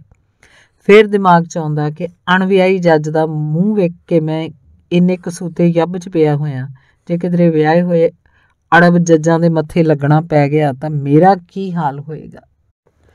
ਮੇਰੇ ਬਾਰ-ਬਾਰ ਸ਼ਿਕਾਇਤਾਂ ਕਰਨ ਦੇ ਬਾਵਜੂਦ ਨਗਰ ਨਿਗਮ ਦੇ ਅਧਿਕਾਰੀ ਟਸ ਤੋਂ ਮਸ ਨਹੀਂ ਹੋ ਰਹੇ ਸਨ। ਮੈਂ ਜਦ ਵੀ ਉਹਨਾਂ ਨੂੰ ਜਾ ਕੇ ਮਿਲਦਾ ਤਾਂ ਹਰ ਵਾਰ ਮੈਨੂੰ ਕੋਈ ਸਬੂਤ ਲੈ ਕੇ ਆਉਣ ਦਾ ਆਖ ਕੇ ਟਾਲ ਦਿੰਦੇ। ਮੇਰੀ ਹਾਲਤ ਬਹੁਤ ਹੀ ਪਤਲੀ ਪੈਂਦੀ ਜਾ ਰਹੀ ਸੀ, ਕਿਉਂਕਿ ਆਪਣੀ ਸ਼ਿਕਾਇਤ ਨੂੰ ਸੱਚਾ ਸਿੱਧ ਕਰਨ ਲਈ ਮੇਰੇ ਕੋਲ ਗੁਰਨੇਕ ਦੁਆਰਾ ਅਦਾਲਤ 'ਚ ਪੇਸ਼ ਕੀਤੇ ਗਏ ਗਲਤ ਨਕਸ਼ੇ ਤੋਂ ਬਿਨਾਂ ਹੋਰ ਕੋਈ ਵੀ ਸਬੂਤ ਨਹੀਂ ਸੀ। ਇਹ ਕਿੰਨੀ ਹਾਸੇ ਵਾਲੀ ਗੱਲ ਸੀ ਕਿ ਅਦਾਲਤ ਨੇ ਤਾਂ ਵਿਰੋਧੀ ਧਿਰ ਦੁਆਰਾ ਪੇਸ਼ ਕੀਤੇ ਜਾਣ ਵਾਲੇ ਸਬੂਤਾਂ ਨੂੰ ਉਡੀਕ 'ਚ ਤੇ ਮੇਰੇ ਦੁਆਰਾ ਆਪਣੇ ਪੱਖ 'ਚ ਪੇਸ਼ ਕੀਤੇ ਸਬੂਤਾਂ ਨੂੰ ਨਕਾਰਦੇ ਹੋਏ ਮੇਰੇ ਵਿਰੁੱਧ ਸਟੇ ਦੇ ਹੁਕਮ ਸੁਣਾ ਦਿੱਤਾ ਸੀ। ਮੇਰੇ ਦੁਆਰਾ ਕੀਤੀ ਗਈ ਸ਼ਿਕਾਇਤ ਨੂੰ ਨਗਰ ਨਿਗਮ ਦੇ ਅਧਿਕਾਰੀ ਸਿਰਫ ਇਸ ਲਈ ਖਾਰਜ ਕਰਨ ਤੇ ਤੁਲੇ ਸੀ ਕਿ ਗੁਰਨੇਕ ਆਪਣੀ ਮਾਲਕੀ ਦੀ ਜਗ੍ਹਾ ਦਾ ਰਿਕਾਰਡ ਪੇਸ਼ ਨਹੀਂ ਕਰ ਰਿਹਾ। ਇਸ ਲਈ ਉਹ 'ਤੇ ਕੋਈ ਵੀ ਕਾਰਵਾਈ ਨਹੀਂ ਸੀ ਹੋ ਸਕਦੀ। ਮੇਰੀਆਂ ਨਜ਼ਰਾਂ 'ਚ ਇਹ ਗੱਲ ਸਹੀ ਸਿੱਧ ਹੋ ਰਹੀ ਸੀ ਕਿ ਅੱਜ ਦੇ ਦੌਰ 'ਚ ਝੂਠ ਨੂੰ ਸੱਚ ਸਿੱਧ ਕਰਨਾ ਬੜਾ ਸੌਖਾ ਹੈ, ਸੱਚ ਨੂੰ ਸੱਚ ਤੇ ਝੂਠ ਨੂੰ ਝੂਠ ਸਿੱਧ ਕਰਨਾ ਬੜਾ ਹੀ ਔਖਾ ਹੈ ਤੇ ਅਸੰਭਵ ਕੰਮ ਹੈ। ਇਸ ਤਰ੍ਹਾਂ ਦੀ ਸਥਿਤੀ ਨੂੰ ਸੋਚ ਕੇ ਮੈਂ ਹੋਰ ਵੀ ਔਖਾ ਹੋ ਜਾਂਦਾ। ਭਾਵੇਂ ਕਿ ਮੈਂ ਇਹਨਾਂ ਦਿਨਾਂ 'ਚ ਆਪਣੀ ਸ਼ਕਲ ਸੂਰਤ ਤੇ ਗੱਲਾਂ ਬਾਤਾਂ ਤੋਂ ਕਿਸੇ ਨੂੰ ਵੀ ਅੰਦਾਜ਼ਾ ਨਹੀਂ ਸੀ ਲੱਗਣ ਦਿੰਦਾ ਕਿ ਮੈਂ ਅਸਲੋਂ ਤੇ ਧੁਰ ਅੰਦਰ ਤੱਕ ਟੁੱਟ ਚੁੱਕਿਆ ਹੋਇਆ ਇਨਸਾਨ ਹਾਂ, ਪਰ ਮੇਰਾ ਅੰਦਰਲਾ ਮਨ ਪੱਕੀ ਤਰ੍ਹਾਂ ਜਾਣਦਾ ਸੀ ਕਿ ਇਨਸਾਫ ਦੇ ਵਿੱਚ ਦੇਰੀ ਹੋਣ ਦਾ ਮਤਲਬ ਇਨਸਾਫ ਨਾ ਦੇਣਾ ਹੀ ਹੁੰਦਾ ਹੈ। ਅਖਬਾਰਾਂ ਤੇ ਕਿਤਾਬਾਂ 'ਚ 84 ਦੇ ਦੰਗਿਆਂ ਸੰਬੰਧੀ ਰਿਪੋਰਟਾਂ ਪੜ੍ਹ ਕੇ ਮਨ ਨੂੰ ਹੌਸਲਾ ਤਾਂ ਮਿਲਦਾ ਕਿ ਜਿਹੜੇ ਲੋਕ ਆਪਣੇ ਘਰ-ਬਾਰਾਂ ਦੇ ਨਾਲ ਆਪਣੇ ਪਰਿਵਾਰਕ ਜੀਵ ਵੀ ਗਵਾ ਚੁੱਕੇ ਹੈ, ਅਜੇ ਵੀ ਲੜ ਰਹੇ ਹੈ, ਉਹਨਾਂ ਨਾਲੋਂ ਤਾਂ ਮੇਰੀ ਲੜਾਈ ਹਜ਼ਾਰਾਂ ਨਹੀਂ ਲੱਖਾਂ ਗੁਣਾ ਛੋਟੀ ਤੇ ਸੌਖੀ ਹੈ। ਇਸ ਸੋਚ ਨੂੰ ਅਗਲੀ ਸੋਚ ਹੋਰ ਵੀ ਪੇਤਲਾ ਪਾ ਦਿੰਦੀ ਕਿ ਉਹਨਾਂ ਨੂੰ ਮਾਰਨ ਵਾਲੇ ਕਾਤਲਾਂ ਦਾ ਤਾਂ ਸਾਰੇ ਜੱਗ ਨੂੰ ਪਤਾ ਲੱਗਿਆ, ਪਰ ਤੇਰੇ ਚਾਚੇ ਤੇ ਉਹਦੇ ਭੋਗ ਵਾਲੇ ਦਿਨ ਮਾਰੇ ਗਏ 6 ਬੰਦਿਆਂ ਦੀ ਤਾਂ ਅਜੇ ਤੱਕ ਸਰਕਾਰੀ ਤੌਰ ਤੇ ਸੂਹ ਵੀ ਨਹੀਂ ਨਿਕਲੀ। 84 ਦੇ ਦੰਗਿਆਂ ਲਈ ਤਾਂ ਲੱਖਾਂ ਲੋਕ ਰੌਲਾ ਪਾ ਰਹੇ ਹੈ, ਪਰ ਅੱਤਵਾਦੀਆਂ ਦੁਆਰਾ ਮਾਰੇ ਗਏ ਲੋਕਾਂ ਦਾ ਕੋਈ ਨਾਮ ਵੀ ਨਹੀਂ ਲੈ ਰਿਹਾ। ਕੱਟੜਪੰਥੀਆਂ ਨੂੰ ਤਾਂ ਪਹਿਲਾਂ ਹੀ ਇਹਨਾਂ ਕੀਤੇ ਜਾਣ ਵਾਲੇ ਕਤਲਾਂ ਦਾ ਪਤਾ ਸੀ। ਸਰਕਾਰੀ ਰਿਕਾਰਡ ਤੇ ਨਿੱਜੀ ਤੌਰ ਤੇ ਸਭ ਅਧਿਕਾਰੀਆਂ ਨੂੰ ਵੀ ਇਸ ਬਾਰੇ ਸਾਰਾ ਕੁਝ ਪਤਾ ਹੈ, ਪਰ ਇਨਸਾਫ ਦੇਣ ਦੀ ਮਨਸ਼ਾ ਤੇ ਦਲੇਰੀ ਕਿਸੇ 'ਚ ਨਹੀਂ। ਇਹ ਸਭ ਕੁਝ ਦੋਵੇਂ ਕੇਸਾਂ 'ਚ ਸਾਂਝਾ ਸੀ ਤੇ ਸਭ ਨੂੰ ਪਤਾ ਹੈ ਕਾਤਲ ਕੌਣ ਤੇ ਮਕਤੂਲ ਕੌਣ ਹੈ। ਫਿਰ ਵੀ ਕੋਈ ਵੀ ਸੱਚ ਬੋਲਣ ਨੂੰ ਤਿਆਰ ਨਹੀਂ ਹੈ। ਦੋਵੇਂ ਧਿਰਾਂ ਆਪਣੇ ਕਤਲ ਹੋਏ ਬੰਦਿਆਂ ਦੇ ਕਾਤਲਾਂ ਦਾ ਇਲਜ਼ਾਮ ਦੂਜੀ ਧਿਰ ਤੇ ਮੜ ਰਹੀਆਂ, ਪਰ ਆਪਣੀ ਧਿਰ ਦੁਆਰਾ ਕੀਤੇ ਕਤਲਾਂ ਬਾਰੇ ਚੁੱਪ ਵੱਟ ਜਾਂਦੀਆਂ। ਇਹਨਾਂ ਦਿਨਾਂ 'ਚ ਪਤਾ ਨਹੀਂ ਇਹ ਘਟਨਾਵਾਂ ਸੱਚਮੁੱਚ ਹੀ ਹੋ ਰਹੀਆਂ ਸੀ ਜਾਂ ਫਿਰ ਮੇਰੇ ਮਨ ਦਾ ਵਹਿਮ ਸੀ। ਮੈਨੂੰ ਦੂਜੀ ਧਿਰ ਦਾ ਵਿਹਾਰ ਕੁਝ ਜ਼ਿਆਦਾ ਹੀ ਹਮਲਾਵਰ ਤੇ ਚੜਾਉਣ ਵਾਲਾ ਮਹਿਸੂਸ ਹੋਣਾ ਸ਼ੁਰੂ ਹੋ ਗਿਆ। ਜਦ ਮੈਂ ਉਸ ਘਰ ਜਾਂਦਾ, ਬਾਹਰ ਉੱਚੀ ਹੱਸਣ ਦੀਆਂ ਆਵਾਜ਼ਾਂ ਆਉਣੀਆਂ, ਉਹਨਾਂ ਦੇ ਸਾਥ 'ਚ ਖੜੇ ਬੰਦਿਆਂ ਦਾ ਮੈਨੂੰ ਵੇਖ ਕੇ ਬਿਲਕੁਲ ਚੁੱਪ-ਚਾਪ ਹੋ ਜਾਣਾ, ਮੇਰੇ ਪਿੱਠ ਘੁਮਾਉਂਦੇ ਉੱਚੀ ਹੱਸਣਾ ਜਾਂ ਗੱਲਾਂ ਕਰਨ ਲੱਗ ਜਾਣਾ। ਕਦੇ ਮੈਨੂੰ ਵੇਖ ਆਪਣੇ ਮੋਟਰਸਾਈਕਲ ਨੂੰ ਜ਼ੋਰ ਨਾਲ ਰੇਸ ਦੇਣ ਲੱਗ ਜਾਣਾ। ਆਦਿ ਗੱਲਾਂ ਮੇਰੇ ਦਿਲ ਨੂੰ ਡੁਲਾ ਰਹੀਆਂ ਸੀ।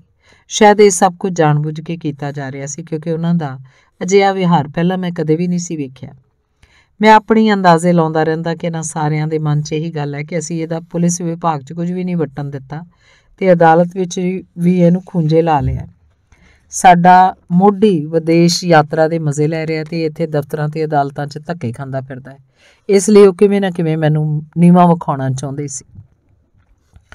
ਮੈਨੂੰ ਆਪਣੇ ਹਮਦਰਦ ਪੁਲਸੀਏ ਦੀ ਗੱਲ ਵੀ ਯਾਦ ਆਈ ਕਿ ਉਹਨੇ ਜਪਨਾਮ ਨੂੰ ਸਮਝਾਇਆ ਸੀ ਵੀ ਕਿਸੇ ਨੂੰ ਇੰਨਾ ਕੰਧ ਨਾਲ ਨਹੀਂ ਲਾਈਦਾ ਕਿ ਅਗਲਾ ਤੁਹਾਡੇ ਤੇ ਇੰਨਾ ਵੱਡਾ ਪਲਟਵਾਰ ਕਰਦਾ ਹੈ ਕਿ ਤੁਹਾਡੇ ਕੋਲੋਂ ਝੱਲਿਆ ਹੀ ਨਾ ਜਾਏ।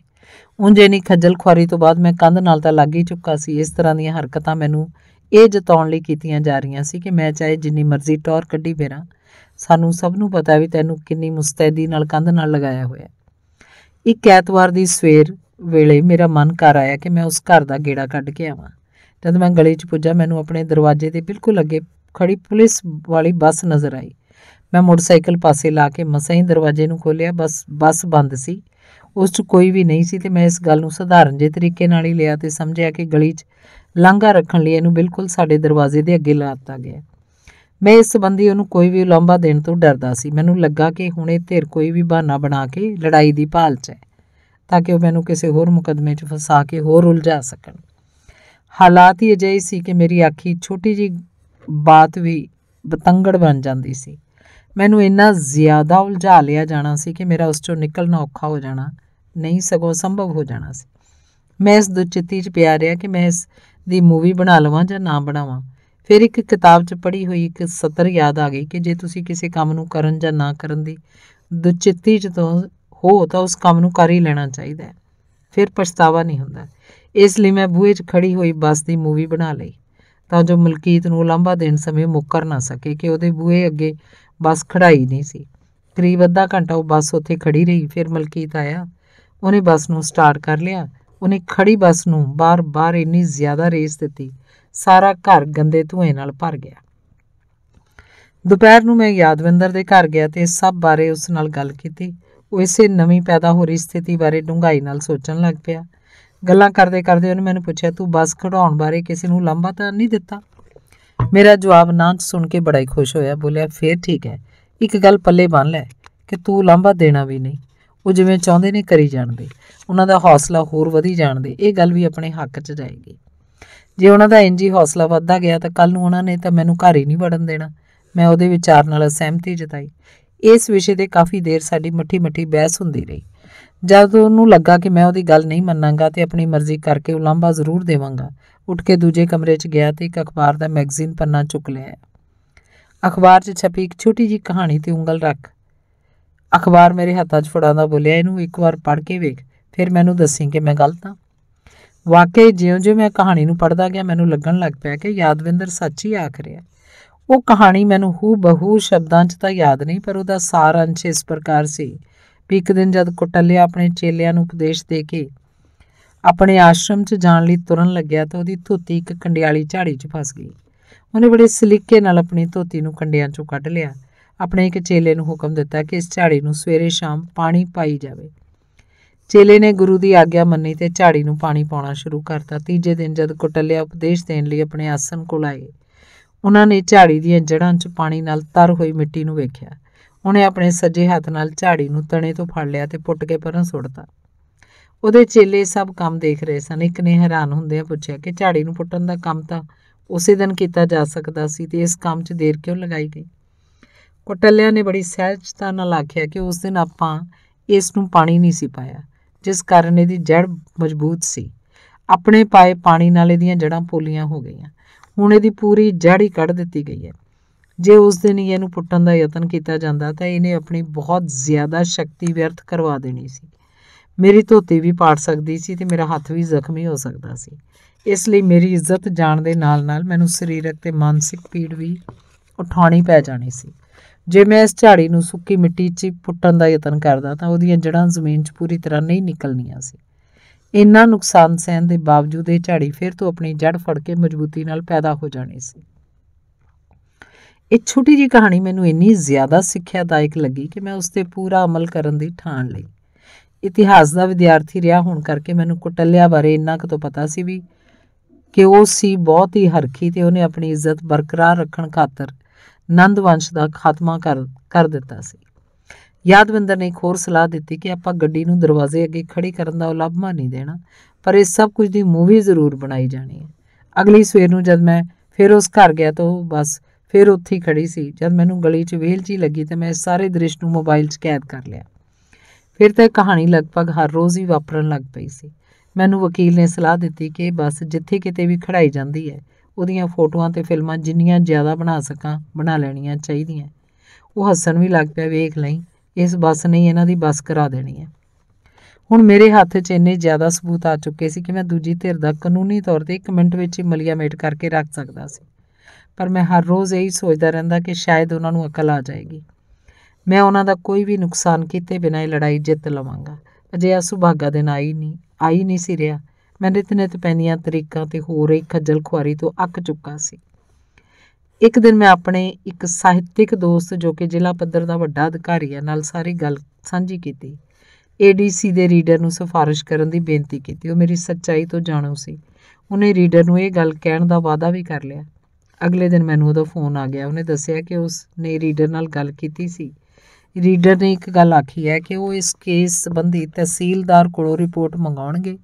ਜਿਸ ਦਿਨ ਉਹ ਆ ਗਈ, ਉਹ ਤੋਂ ਅਗਲੀ ਤਰੀਕ 'ਚ ਹੀ ਇਸ ਕੇਸ ਨੂੰ ਰਫਾ ਦਫਾ ਕਰਤਾ ਜਾਏਗਾ। ਇੱਕ ਸੱਚਾਈ ਹੋਰ ਵੀ ਰੀਡਰ ਨੇ ਮੇਰੇ ਉਸ ਦੋਸਤ ਨੂੰ ਦੱਸੀ ਕਿ ਉਸ ਉੱਪਰ ਪੁਲਿਸ ਵਾਲੇ ਬਹੁਤ ਦਬਾਅ ਬਣਾ ਰਹੇ ਹੈ ਕਿ ਕੋਈ ਵੀ ਤਰੀਕਾ ਵਰਤ ਕੇ ਮਾਸਟਰ ਨੂੰ ਫਸਾਉਣਾ ਹੀ ਫਸਾਉਣਾ ਹੈ। ਪੁਲਿਸ ਵਾਲਿਆਂ ਦੇ ਦਬਾਅ ਤੋਂ ਤੰਗ ਆ ਕੇ ਉਹ ਮੂੰਹ ਮੁਲਾਜਾ ਰੱਖਣ ਦਾ ਮਾਰਾ ਤਰੀਕਾਂ ਪਾ ਰਿਹਾ ਸੀ ਤਾਂ ਕਿ ਉਹ ਉਹਨਾਂ ਨੂੰ ਦੱਸ ਸਕੇ ਕਿ ਮੈਨੂੰ ਵੱਧ ਤੋਂ ਵੱਧ ਖਰਾਬ ਕਰੀ ਜਾ ਰਿਹਾ। ਰੀਡਰ ਨੂੰ ਸਾਰੀ ਸੱਚਾਈ ਦਾ ਤਾਂ ਪਤਾ ਸੀ, ਪਰ ਉਹ ਪੁਲਿਸ ਵਾਲਿਆਂ ਨਾਲ ਵਿਗਾੜਨੀ ਨਹੀਂ ਸੀ ਚਾਹੁੰਦਾ। ਮੇਰੇ ਲਈ ਇਹ ਇੱਕ ਵੱਡੀ ਮਦਦ ਸੀ, ਕਿਉਂਕਿ ਮੈਨੂੰ ਇਸ ਮਸਲੇ ਦੀ ਅੜਿੱਚਨ ਤੇ ਉਹਦੇ ਹੱਲ ਲਈ ਸਹੀ ਰਾਹ ਦਾ ਪਤਾ ਲੱਗ ਗਿਆ ਸੀ।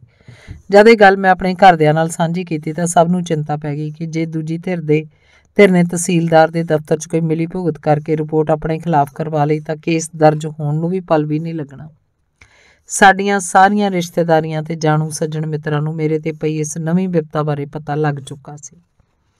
ਇੱਕ ਨਜ਼ਦੀਕੀ ਰਿਸ਼ਤੇਦਾਰ ਨੇ ਆਪਣੇ ਮਹੱਲੇ ਦੇ MC ਨਾਲ ਇਸ ਸੰਬੰਧੀ ਗੱਲ ਕਰਨ ਬਾਰੇ ਵੀ ਆਖਤਾ ਸੀ। ਉਹਨੇ MC ਨੂੰ ਫੋਨ ਕਰਕੇ ਉਹ ਤੋਂ ਗੱਲਬਾਤ ਕਰਨ ਦਾ ਸਮਾਂ ਵੀ ਲਿਆ। ਮਿੱਥੇ ਸਮੇਂ ਤੇ ਅਸੀਂ ਦੋਵੇਂ ਜਣੇ ਉਸ MC ਦੇ ਘਰ ਪੁੱਜ ਗਏ। ਉਹਨੂੰ ਸਾਰੀ ਕਹਾਣੀ ਦੱਸਤੀ। ਜਦ MC ਨੂੰ ਸੱਚਾਈ ਪਤਾ ਲੱਗ ਗਈ ਤਾਂ ਉਹਨੇ ਸਾਨੂੰ ਦੱਸਿਆ ਕਿ ਦੂਜੀ ਧਿਰ ਦੇ ਕੁਝ ਬੰਦੇ ਵੀ ਉਸ ਕੋਲ ਆਏ ਸੀ ਤੇ ਤੁਹਾਡੇ ਤੇ ਗਲੀ ਨੂੰ ਨਜਾਇਜ਼ ਵੜਨ ਦਾ ਇਲਜ਼ਾਮ ਲਾ ਰਹੇ ਸੀ। ਉਹਨਾਂ ਮੁਤਾਬਕ ਮੈਂ ਗਲੀ ਉੱਤੇ ਨਜਾਇਜ਼ ਕਬਜ਼ਾ ਕਰਨ ਹਿੱਤੀ ਗੁਰਨੇਕ ਖਿਲਾਫ ਨਗਰ ਨਿਗਮ ਨੂੰ ਗਲਤ ਸ਼ਿਕਾਇਤ ਕੀਤੀ ਹੋਈ ਹੈ। MC ਉਹਨਾਂ ਬੀਬੀਆਂ ਸ਼ਕਲਾਂ ਵਾਲਿਆਂ ਦੀਆਂ ਗੱਲਾਂ 'ਚ ਆ ਗਿਆ ਤੇ ਜਿਸ ਕਾਰਨ ਉਹਨੇ ਆਪਣਾ ਪ੍ਰਭਾਵ ਵਰਤ ਕੇ ਨਗਰ ਨਿਗਮ ਦੁਆਰਾ ਗੁਰਨੇਕ ਤੇ ਕੀਤੀ ਜਾਣ ਵਾਲੀ ਕਾਰਵਾਈ ਰੁਕਵਾ ਦਿੱਤੀ ਸੀ। ਉਹਨੂੰ ਆਪਣੀ ਕੀਤੀ ਹੋਈ ਗਲਤ ਮਦਦ ਉੱਪਰ ਅਫਸੋਸ ਵੀ ਹੋ ਰਿਹਾ ਸੀ। ਹੁਣ ਉਹਨੇ ਸਾਨੂੰ ਪੂਰੀ ਮਦਦ ਦੇਣ ਤੇ ਨਗਰ ਨਿਗਮ ਦੁਆਰਾ ਗੁਰਨੇਕ ਦੀ ਨਜਾਇਜ਼ ਉਸਾਰੀ ਹਟਵਾਉਣ ਲਈ ਕਾਨੂੰਨੀ ਕਾਰਵਾਈ ਕਰਨ ਦਾ ਭਰੋਸਾ ਵੀ ਦਿੱਤਾ। ਉਹਨੇ ਬੈਠਿਆਂ ਹੀ ਰਜਿਸਟਰੀ ਕਲਰਕ ਨੂੰ ਫੋਨ ਕਰਕੇ ਤੇ ਇਸ ਬਾਰੇ ਪੁੱਛਿਆ ਤਾਂ ਉਹ ਇਸ ਮਸਲੇ ਦਾ ਕੋਈ ਵੀ ਸਪਸ਼ਟ ਉੱਤਰ ਨਾ ਦੇ ਸਕਿਆ ਤੇ ਗੋਲ-ਮੋਲ ਗੱਲ ਹੀ ਕਰਦਾ ਰਿਹਾ। ਆਖਣ ਲੱਗਾ ਕਿ ਇਹ ਤਾਂ ਅਫਸਰ ਦੇ ਮੂਡ ਤੇ ਨਿਰਭਰ ਕਰਦਾ ਹੈ ਕਿ ਉਹ ਕੀ ਰਿਪੋਰਟ ਦੇਗਾ। ਫਿਰ ਵੀ ਉਹਨੇ ਸਾਨੂੰ ਆ ਕੇ ਮਿਲਣ ਲਈ ਆਖ ਦਿੱਤਾ। ਮੈਂ ਆਪਣੇ ਪਿਤਾ ਜੀ ਨੂੰ ਨਾਲ ਲੈ ਕੇ ਉਸ ਕਲਰਕ ਨੂੰ ਮਿਲ ਆਇਆ। ਸਾਡੀ ਗੱਲ ਸੁਣਦੇ ਉਹ ਸਾਨੂੰ ਡਰਾਉਣ ਲੱਗ ਪਿਆ ਵੀ ਇਹ ਤਾਂ ਬੜਾ ਗੰਭੀਰ ਮਸਲਾ ਹੈ, ਇਸ 'ਚ ਜੁਰਮਾਨਾ ਹੋਣਾ ਤਾਂ ਤੈਅ ਹੀ ਹੈ, ਹੋ ਸਕਦਾ ਹੈ ਕੇਸ ਵੀ ਦਰਜ ਹੋ ਜਾਏ, ਇਹ ਦੋਵੇਂ ਸਜ਼ਾਵਾਂ ਇਕੱਠੀਆਂ ਵੀ ਹੋ ਸਕਦੀਆਂ। ਸਾਡੇ ਚਿਹਰਿਆਂ 'ਤੇ ਪਰੇਸ਼ਾਨੀ ਦੇ ਭਾਵ ਵੇਖ ਕੇ ਉਹ ਜ਼ਿਆਦਾ ਹੀ ਖੁਸ਼ ਹੋ ਗਿਆ ਤੇ ਬੋਲਿਆ, ਬਾਈ ਜੀ, ਜੁਰਮਾਨਾ ਭਰਨ ਨਾਲੋਂ ਤਾਂ ਕਿਸੇ ਦਾ ਮੂੰਹ ਕਾਲਾ ਕਰਕੇ ਆਪਣੇ ਕੰਮ ਕੱਢਣ ਵਿੱਚ ਹੀ ਭਲਾਈ ਹੁੰਦੀ ਹੈ, ਨਾਲੇ ਹੈ ਵੀ ਇਹ ਸੌਖਾ ਰਾਹ। ਜੇ ਕਿਸੇ ਦਾ ਮੂੰਹ ਕਾਲਾ ਕਰਨਾ ਹੀ ਪਿਆ ਤਾਂ ਅਸੀਂ ਚੱਜ ਨਾਲ ਹੀ ਕਰਾਂਗੇ ਕਿ ਅਗਲਾ ਸਾਰੀ ਉਮਰ ਭੁੱਲ ਨਾ ਸਕੇ।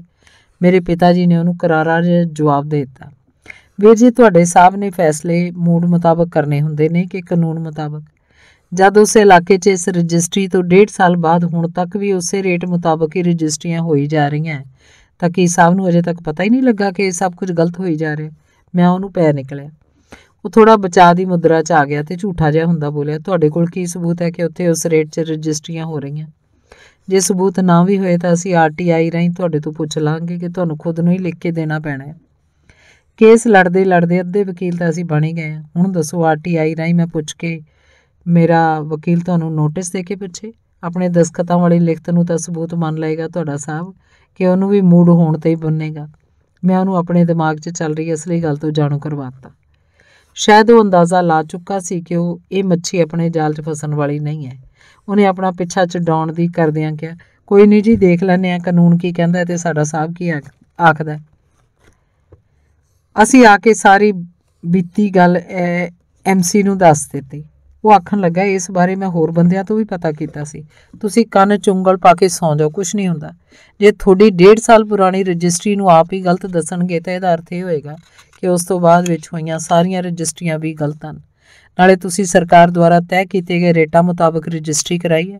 ਤੁਹਾਨੂੰ ਸਰਕਾਰ ਨੇ ਆਪਣੇ ਦੁਆਰਾ ਤੈਅ ਰੇਟ 'ਚ ਰਜਿਸਟਰੀ ਕਰਾਉਣ ਦੀ ਖੁੱਲ੍ਹ ਦਿੱਤੀ ਸੀ।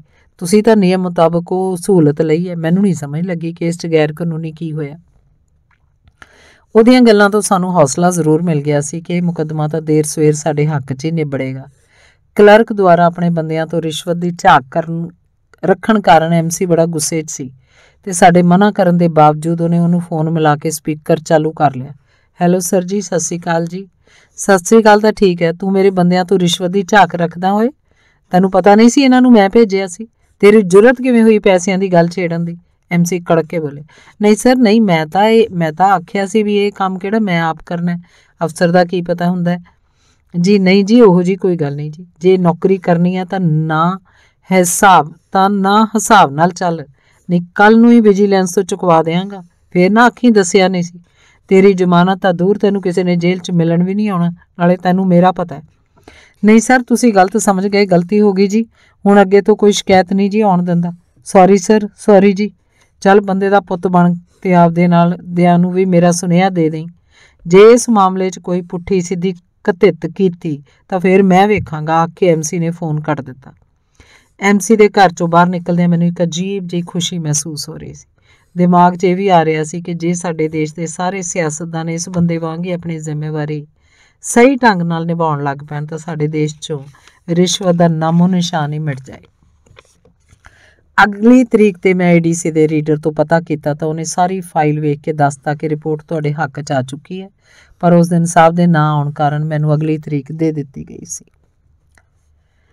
ਥੋੜ੍ਹੀ ਬਹੁਤ ਠੰਡ ਪੈਣੀ ਸ਼ੁਰੂ ਹੋ ਚੁੱਕੀ ਸੀ। ਗੁਰਨੇਕ ਵੀ ਵਿਦੇਸ਼ੋਂ ਵਾਪਸ ਪਰਤ ਆਇਆ ਸੀ। ਅਦਾਲਤ ਵਿੱਚ ਦੂਜੀ ਧਿਰ ਨੇ ਗਵਾਹੀਆਂ ਪੇਸ਼ ਕਰਨੀਆਂ ਸੀ। ਮੈਂ ਹਰੇਕ ਤਰੀਕ ਤੇ ਹਾਜ਼ਰ ਰਹਿੰਦਾ ਸਾਂ, ਵੇਖ ਸਕਾਂ ਕਿ ਕਿਹੜਾ ਬੰਦਾ ਮੇਰੇ ਉਲਟ ਗਵਾਹੀ ਦੇਣ ਆ ਰਿਹਾ ਹੈ। ਵਕੀਲ ਨੇ ਵੀ ਮੈਨੂੰ ਆਖ ਰੱਖਿਆ ਸੀ ਕਿ ਦੂਜੀ ਧਿਰ ਦੇ ਗਵਾਹਾਂ ਦੇ ਬਿਆਨ ਦਰਜ ਕਰਾਉਣ ਵੇਲੇ ਮੇਰੀ ਮੌਜੂਦਗੀ ਬਹੁਤ ਜ਼ਰੂਰੀ ਹੈ, ਕਿਉਂਕਿ ਮੈਂ ਸੰਬੰਧਿਤ ਆਦਮੀ ਦੀ ਪਹਿਚਾਣ ਕਰਕੇ ਉਹ ਤੋਂ ਉਹ ਜਿਹੇ ਪ੍ਰਸ਼ਨ ਪੁੱਛਣ 'ਚ ਉਹਦੀ ਮਦਦ ਕਰ ਸਕਦਾ ਸੀ। ਦੂਜਾ ਇਹ ਕਿ ਦੂਜੀ ਧਿਰ ਵਾਲੇ ਕਿਸੇ ਗਲਤ ਬੰਦੇ ਨੂੰ ਲਿਆ ਕੇ ਗਵਾਹ ਦੇ ਤੌਰ ਤੇ ਅਦਾਲਤ ਵਿੱਚ ਭੁਗਤਾ ਸਕਦੇ ਹੈ। ਇਸ ਲਈ ਹਰ ਤਰੀਕ ਵੇਲੇ ਅਦਾਲਤ 'ਚ ਮੇਰੀ ਮੌਜੂਦਗੀ ਜ਼ਰੂਰੀ ਸੀ। ਮੈਂ ਇਸ ਨੇਮ ਦਾ ਪੂਰੀ ਤਰ੍ਹਾਂ ਪਾਲਣ ਕਰਦਾ ਵੀ ਰਿਹਾ। ਦੂਜੀ ਧਿਰ ਹਰ ਵਾਰੀ ਅਗਲੀ ਤਰੀਕ ਦੀ ਬੇਨਤੀ ਕਰ ਦਿੰਦੀ ਸੀ ਤੇ ਜੱਜ ਇਹਨੂੰ ਮੰਨ ਵੀ ਲੈਂਦੀ ਸੀ। ਹਰ ਵਾਰੀ ਮੈਂ ਬੇਹੱਦ ਨਿਰਾਸ਼ ਹੋ ਕੇ ਘਰ ਪਰਤ ਆਉਂਦਾ। ਇਸ ਵਰਤਾਰੇ ਤੋਂ ਆ ਕੇ ਇੱਕ ਦਿਨ ਮੈਂ ਆਪਣੇ ਹਮਦਰਦ ਪੁਲਿਸ ਵਾਲੇ ਨੂੰ ਫੋਨ ਮਿਲਾ ਲਿਆ ਤੇ ਉਹ ਤੋਂ ਮਿਲਣ ਦਾ ਸਮਾਂ ਮੰਗਿਆ। ਉਹਨੇ ਉਸ ਦਿਨ ਸ਼ਾਮ ਨੂੰ ਹੀ ਆਪਣੇ ਇੱਕ ਸੁਰੱਖਿਅਤ ਟਿਕਾਣੇ ਤੇ ਮੈਨੂੰ ਸੱਦ ਲਿਆ। ਮੈਂ ਬੱਸ ਵਾਲੀਆਂ ਸਾਰੀਆਂ ਵੀਡੀਓਜ਼ ਤੇ ਫੋਟੋਆਂ ਮੋਬਾਈਲ 'ਚ ਉਹਨੂੰ ਵਿਖਾਤੀਆਂ। ਉਹ ਸਾਰਾ ਕੁਝ ਵੇਖ ਕੇ ਇੰਨਾ ਖੁਸ਼ ਹੋਇਆ ਕਿ ਮੇਰੇ ਸਿਰ ਤੇ ਪਿਆਰ ਨਾਲ ਹੱਥ ਮਾਰਦਾ ਬੋਲਿਆ, ਯਾਰ ਤੂੰ ਬੜਾ ਹੀ ਅਸਤਰ ਬੰਦਾ ਨਿਕਲਿਆ, ਸਾਡੇ ਨਾਲੋਂ ਵੀ ਤੇਜ਼। ਹੁਣ ਤਾਂ ਤੇਰੇ ਕੋਲ 2 ਪਰਮਾਣੂ ਬੰਬ ਆ ਗਏ, ਤੇਰੀ ਜਿੱਤ ਪੱਕੀ ਹੈ। ਸਰ, ਤੁਹਾਡੇ ਵਾਲੇ ਬੰਬ ਨੂੰ ਵੇਖ ਕੇ ਇਹ ਜੁਗਾੜ ਕੀਤਾ। ਹੁਣ ਦੱਸੋ ਧਮਾਕਾ ਕਦੋਂ ਕਰਨਾ? ਮੈਂ ਉਹਨੂੰ ਪੁੱਛਿਆ।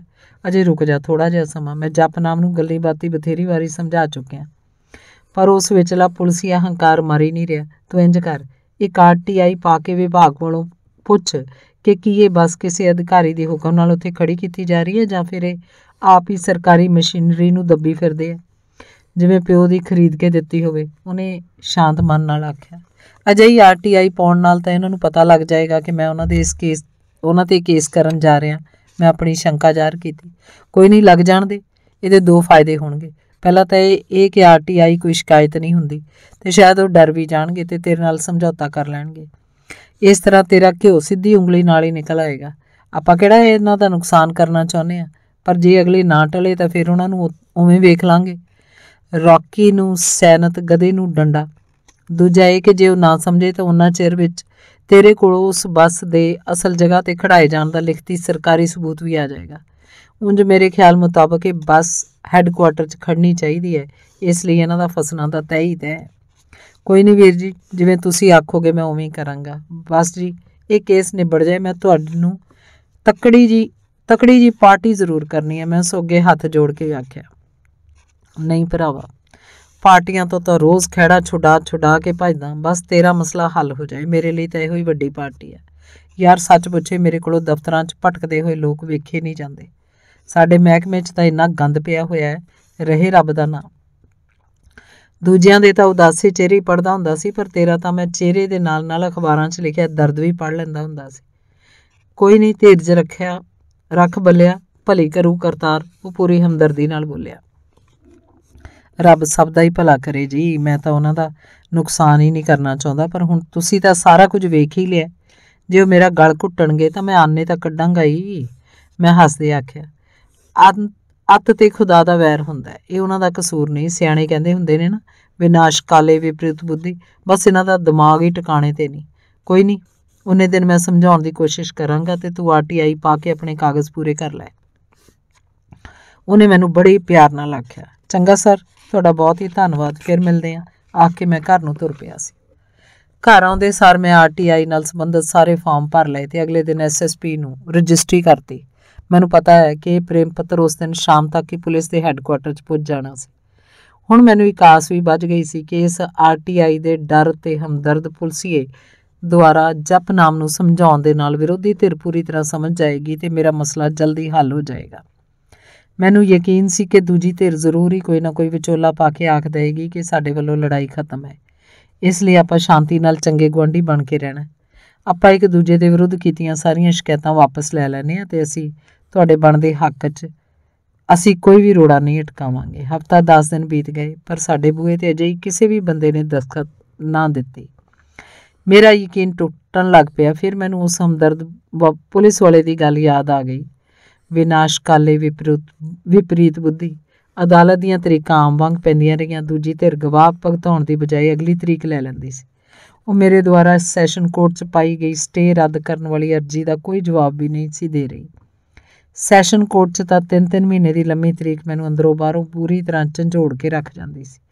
ਇੱਕ ਦਿਨ ਦੂਜੀ ਧਿਰ ਵੱਲੋਂ ਅਗਲੀ ਤਰੀਕ ਲੈ ਲਈ ਗਈ। ਜਦ ਮੈਂ ਸਵੇਰ ਦਾ ਗਿਆ, ਸ਼ਾਮ ਨੂੰ ਥੱਕਿਆ ਟੁੱਟਿਆ ਘਰ ਆਇਆ ਤਾਂ ਮੈਂ ਅੱਕ ਕੇ ਆਪਣੀ ਮਾਂ ਨੂੰ ਆਖਤਾ, ਮਾਂ ਮੇਰਾ ਤਾਂ ਜੀ ਕਰਦਾ ਪੁਲਿਸ ਵਾਲਿਆਂ ਨੂੰ ਸਬਕ ਸਿਖਾਈ ਦੇਈਏ।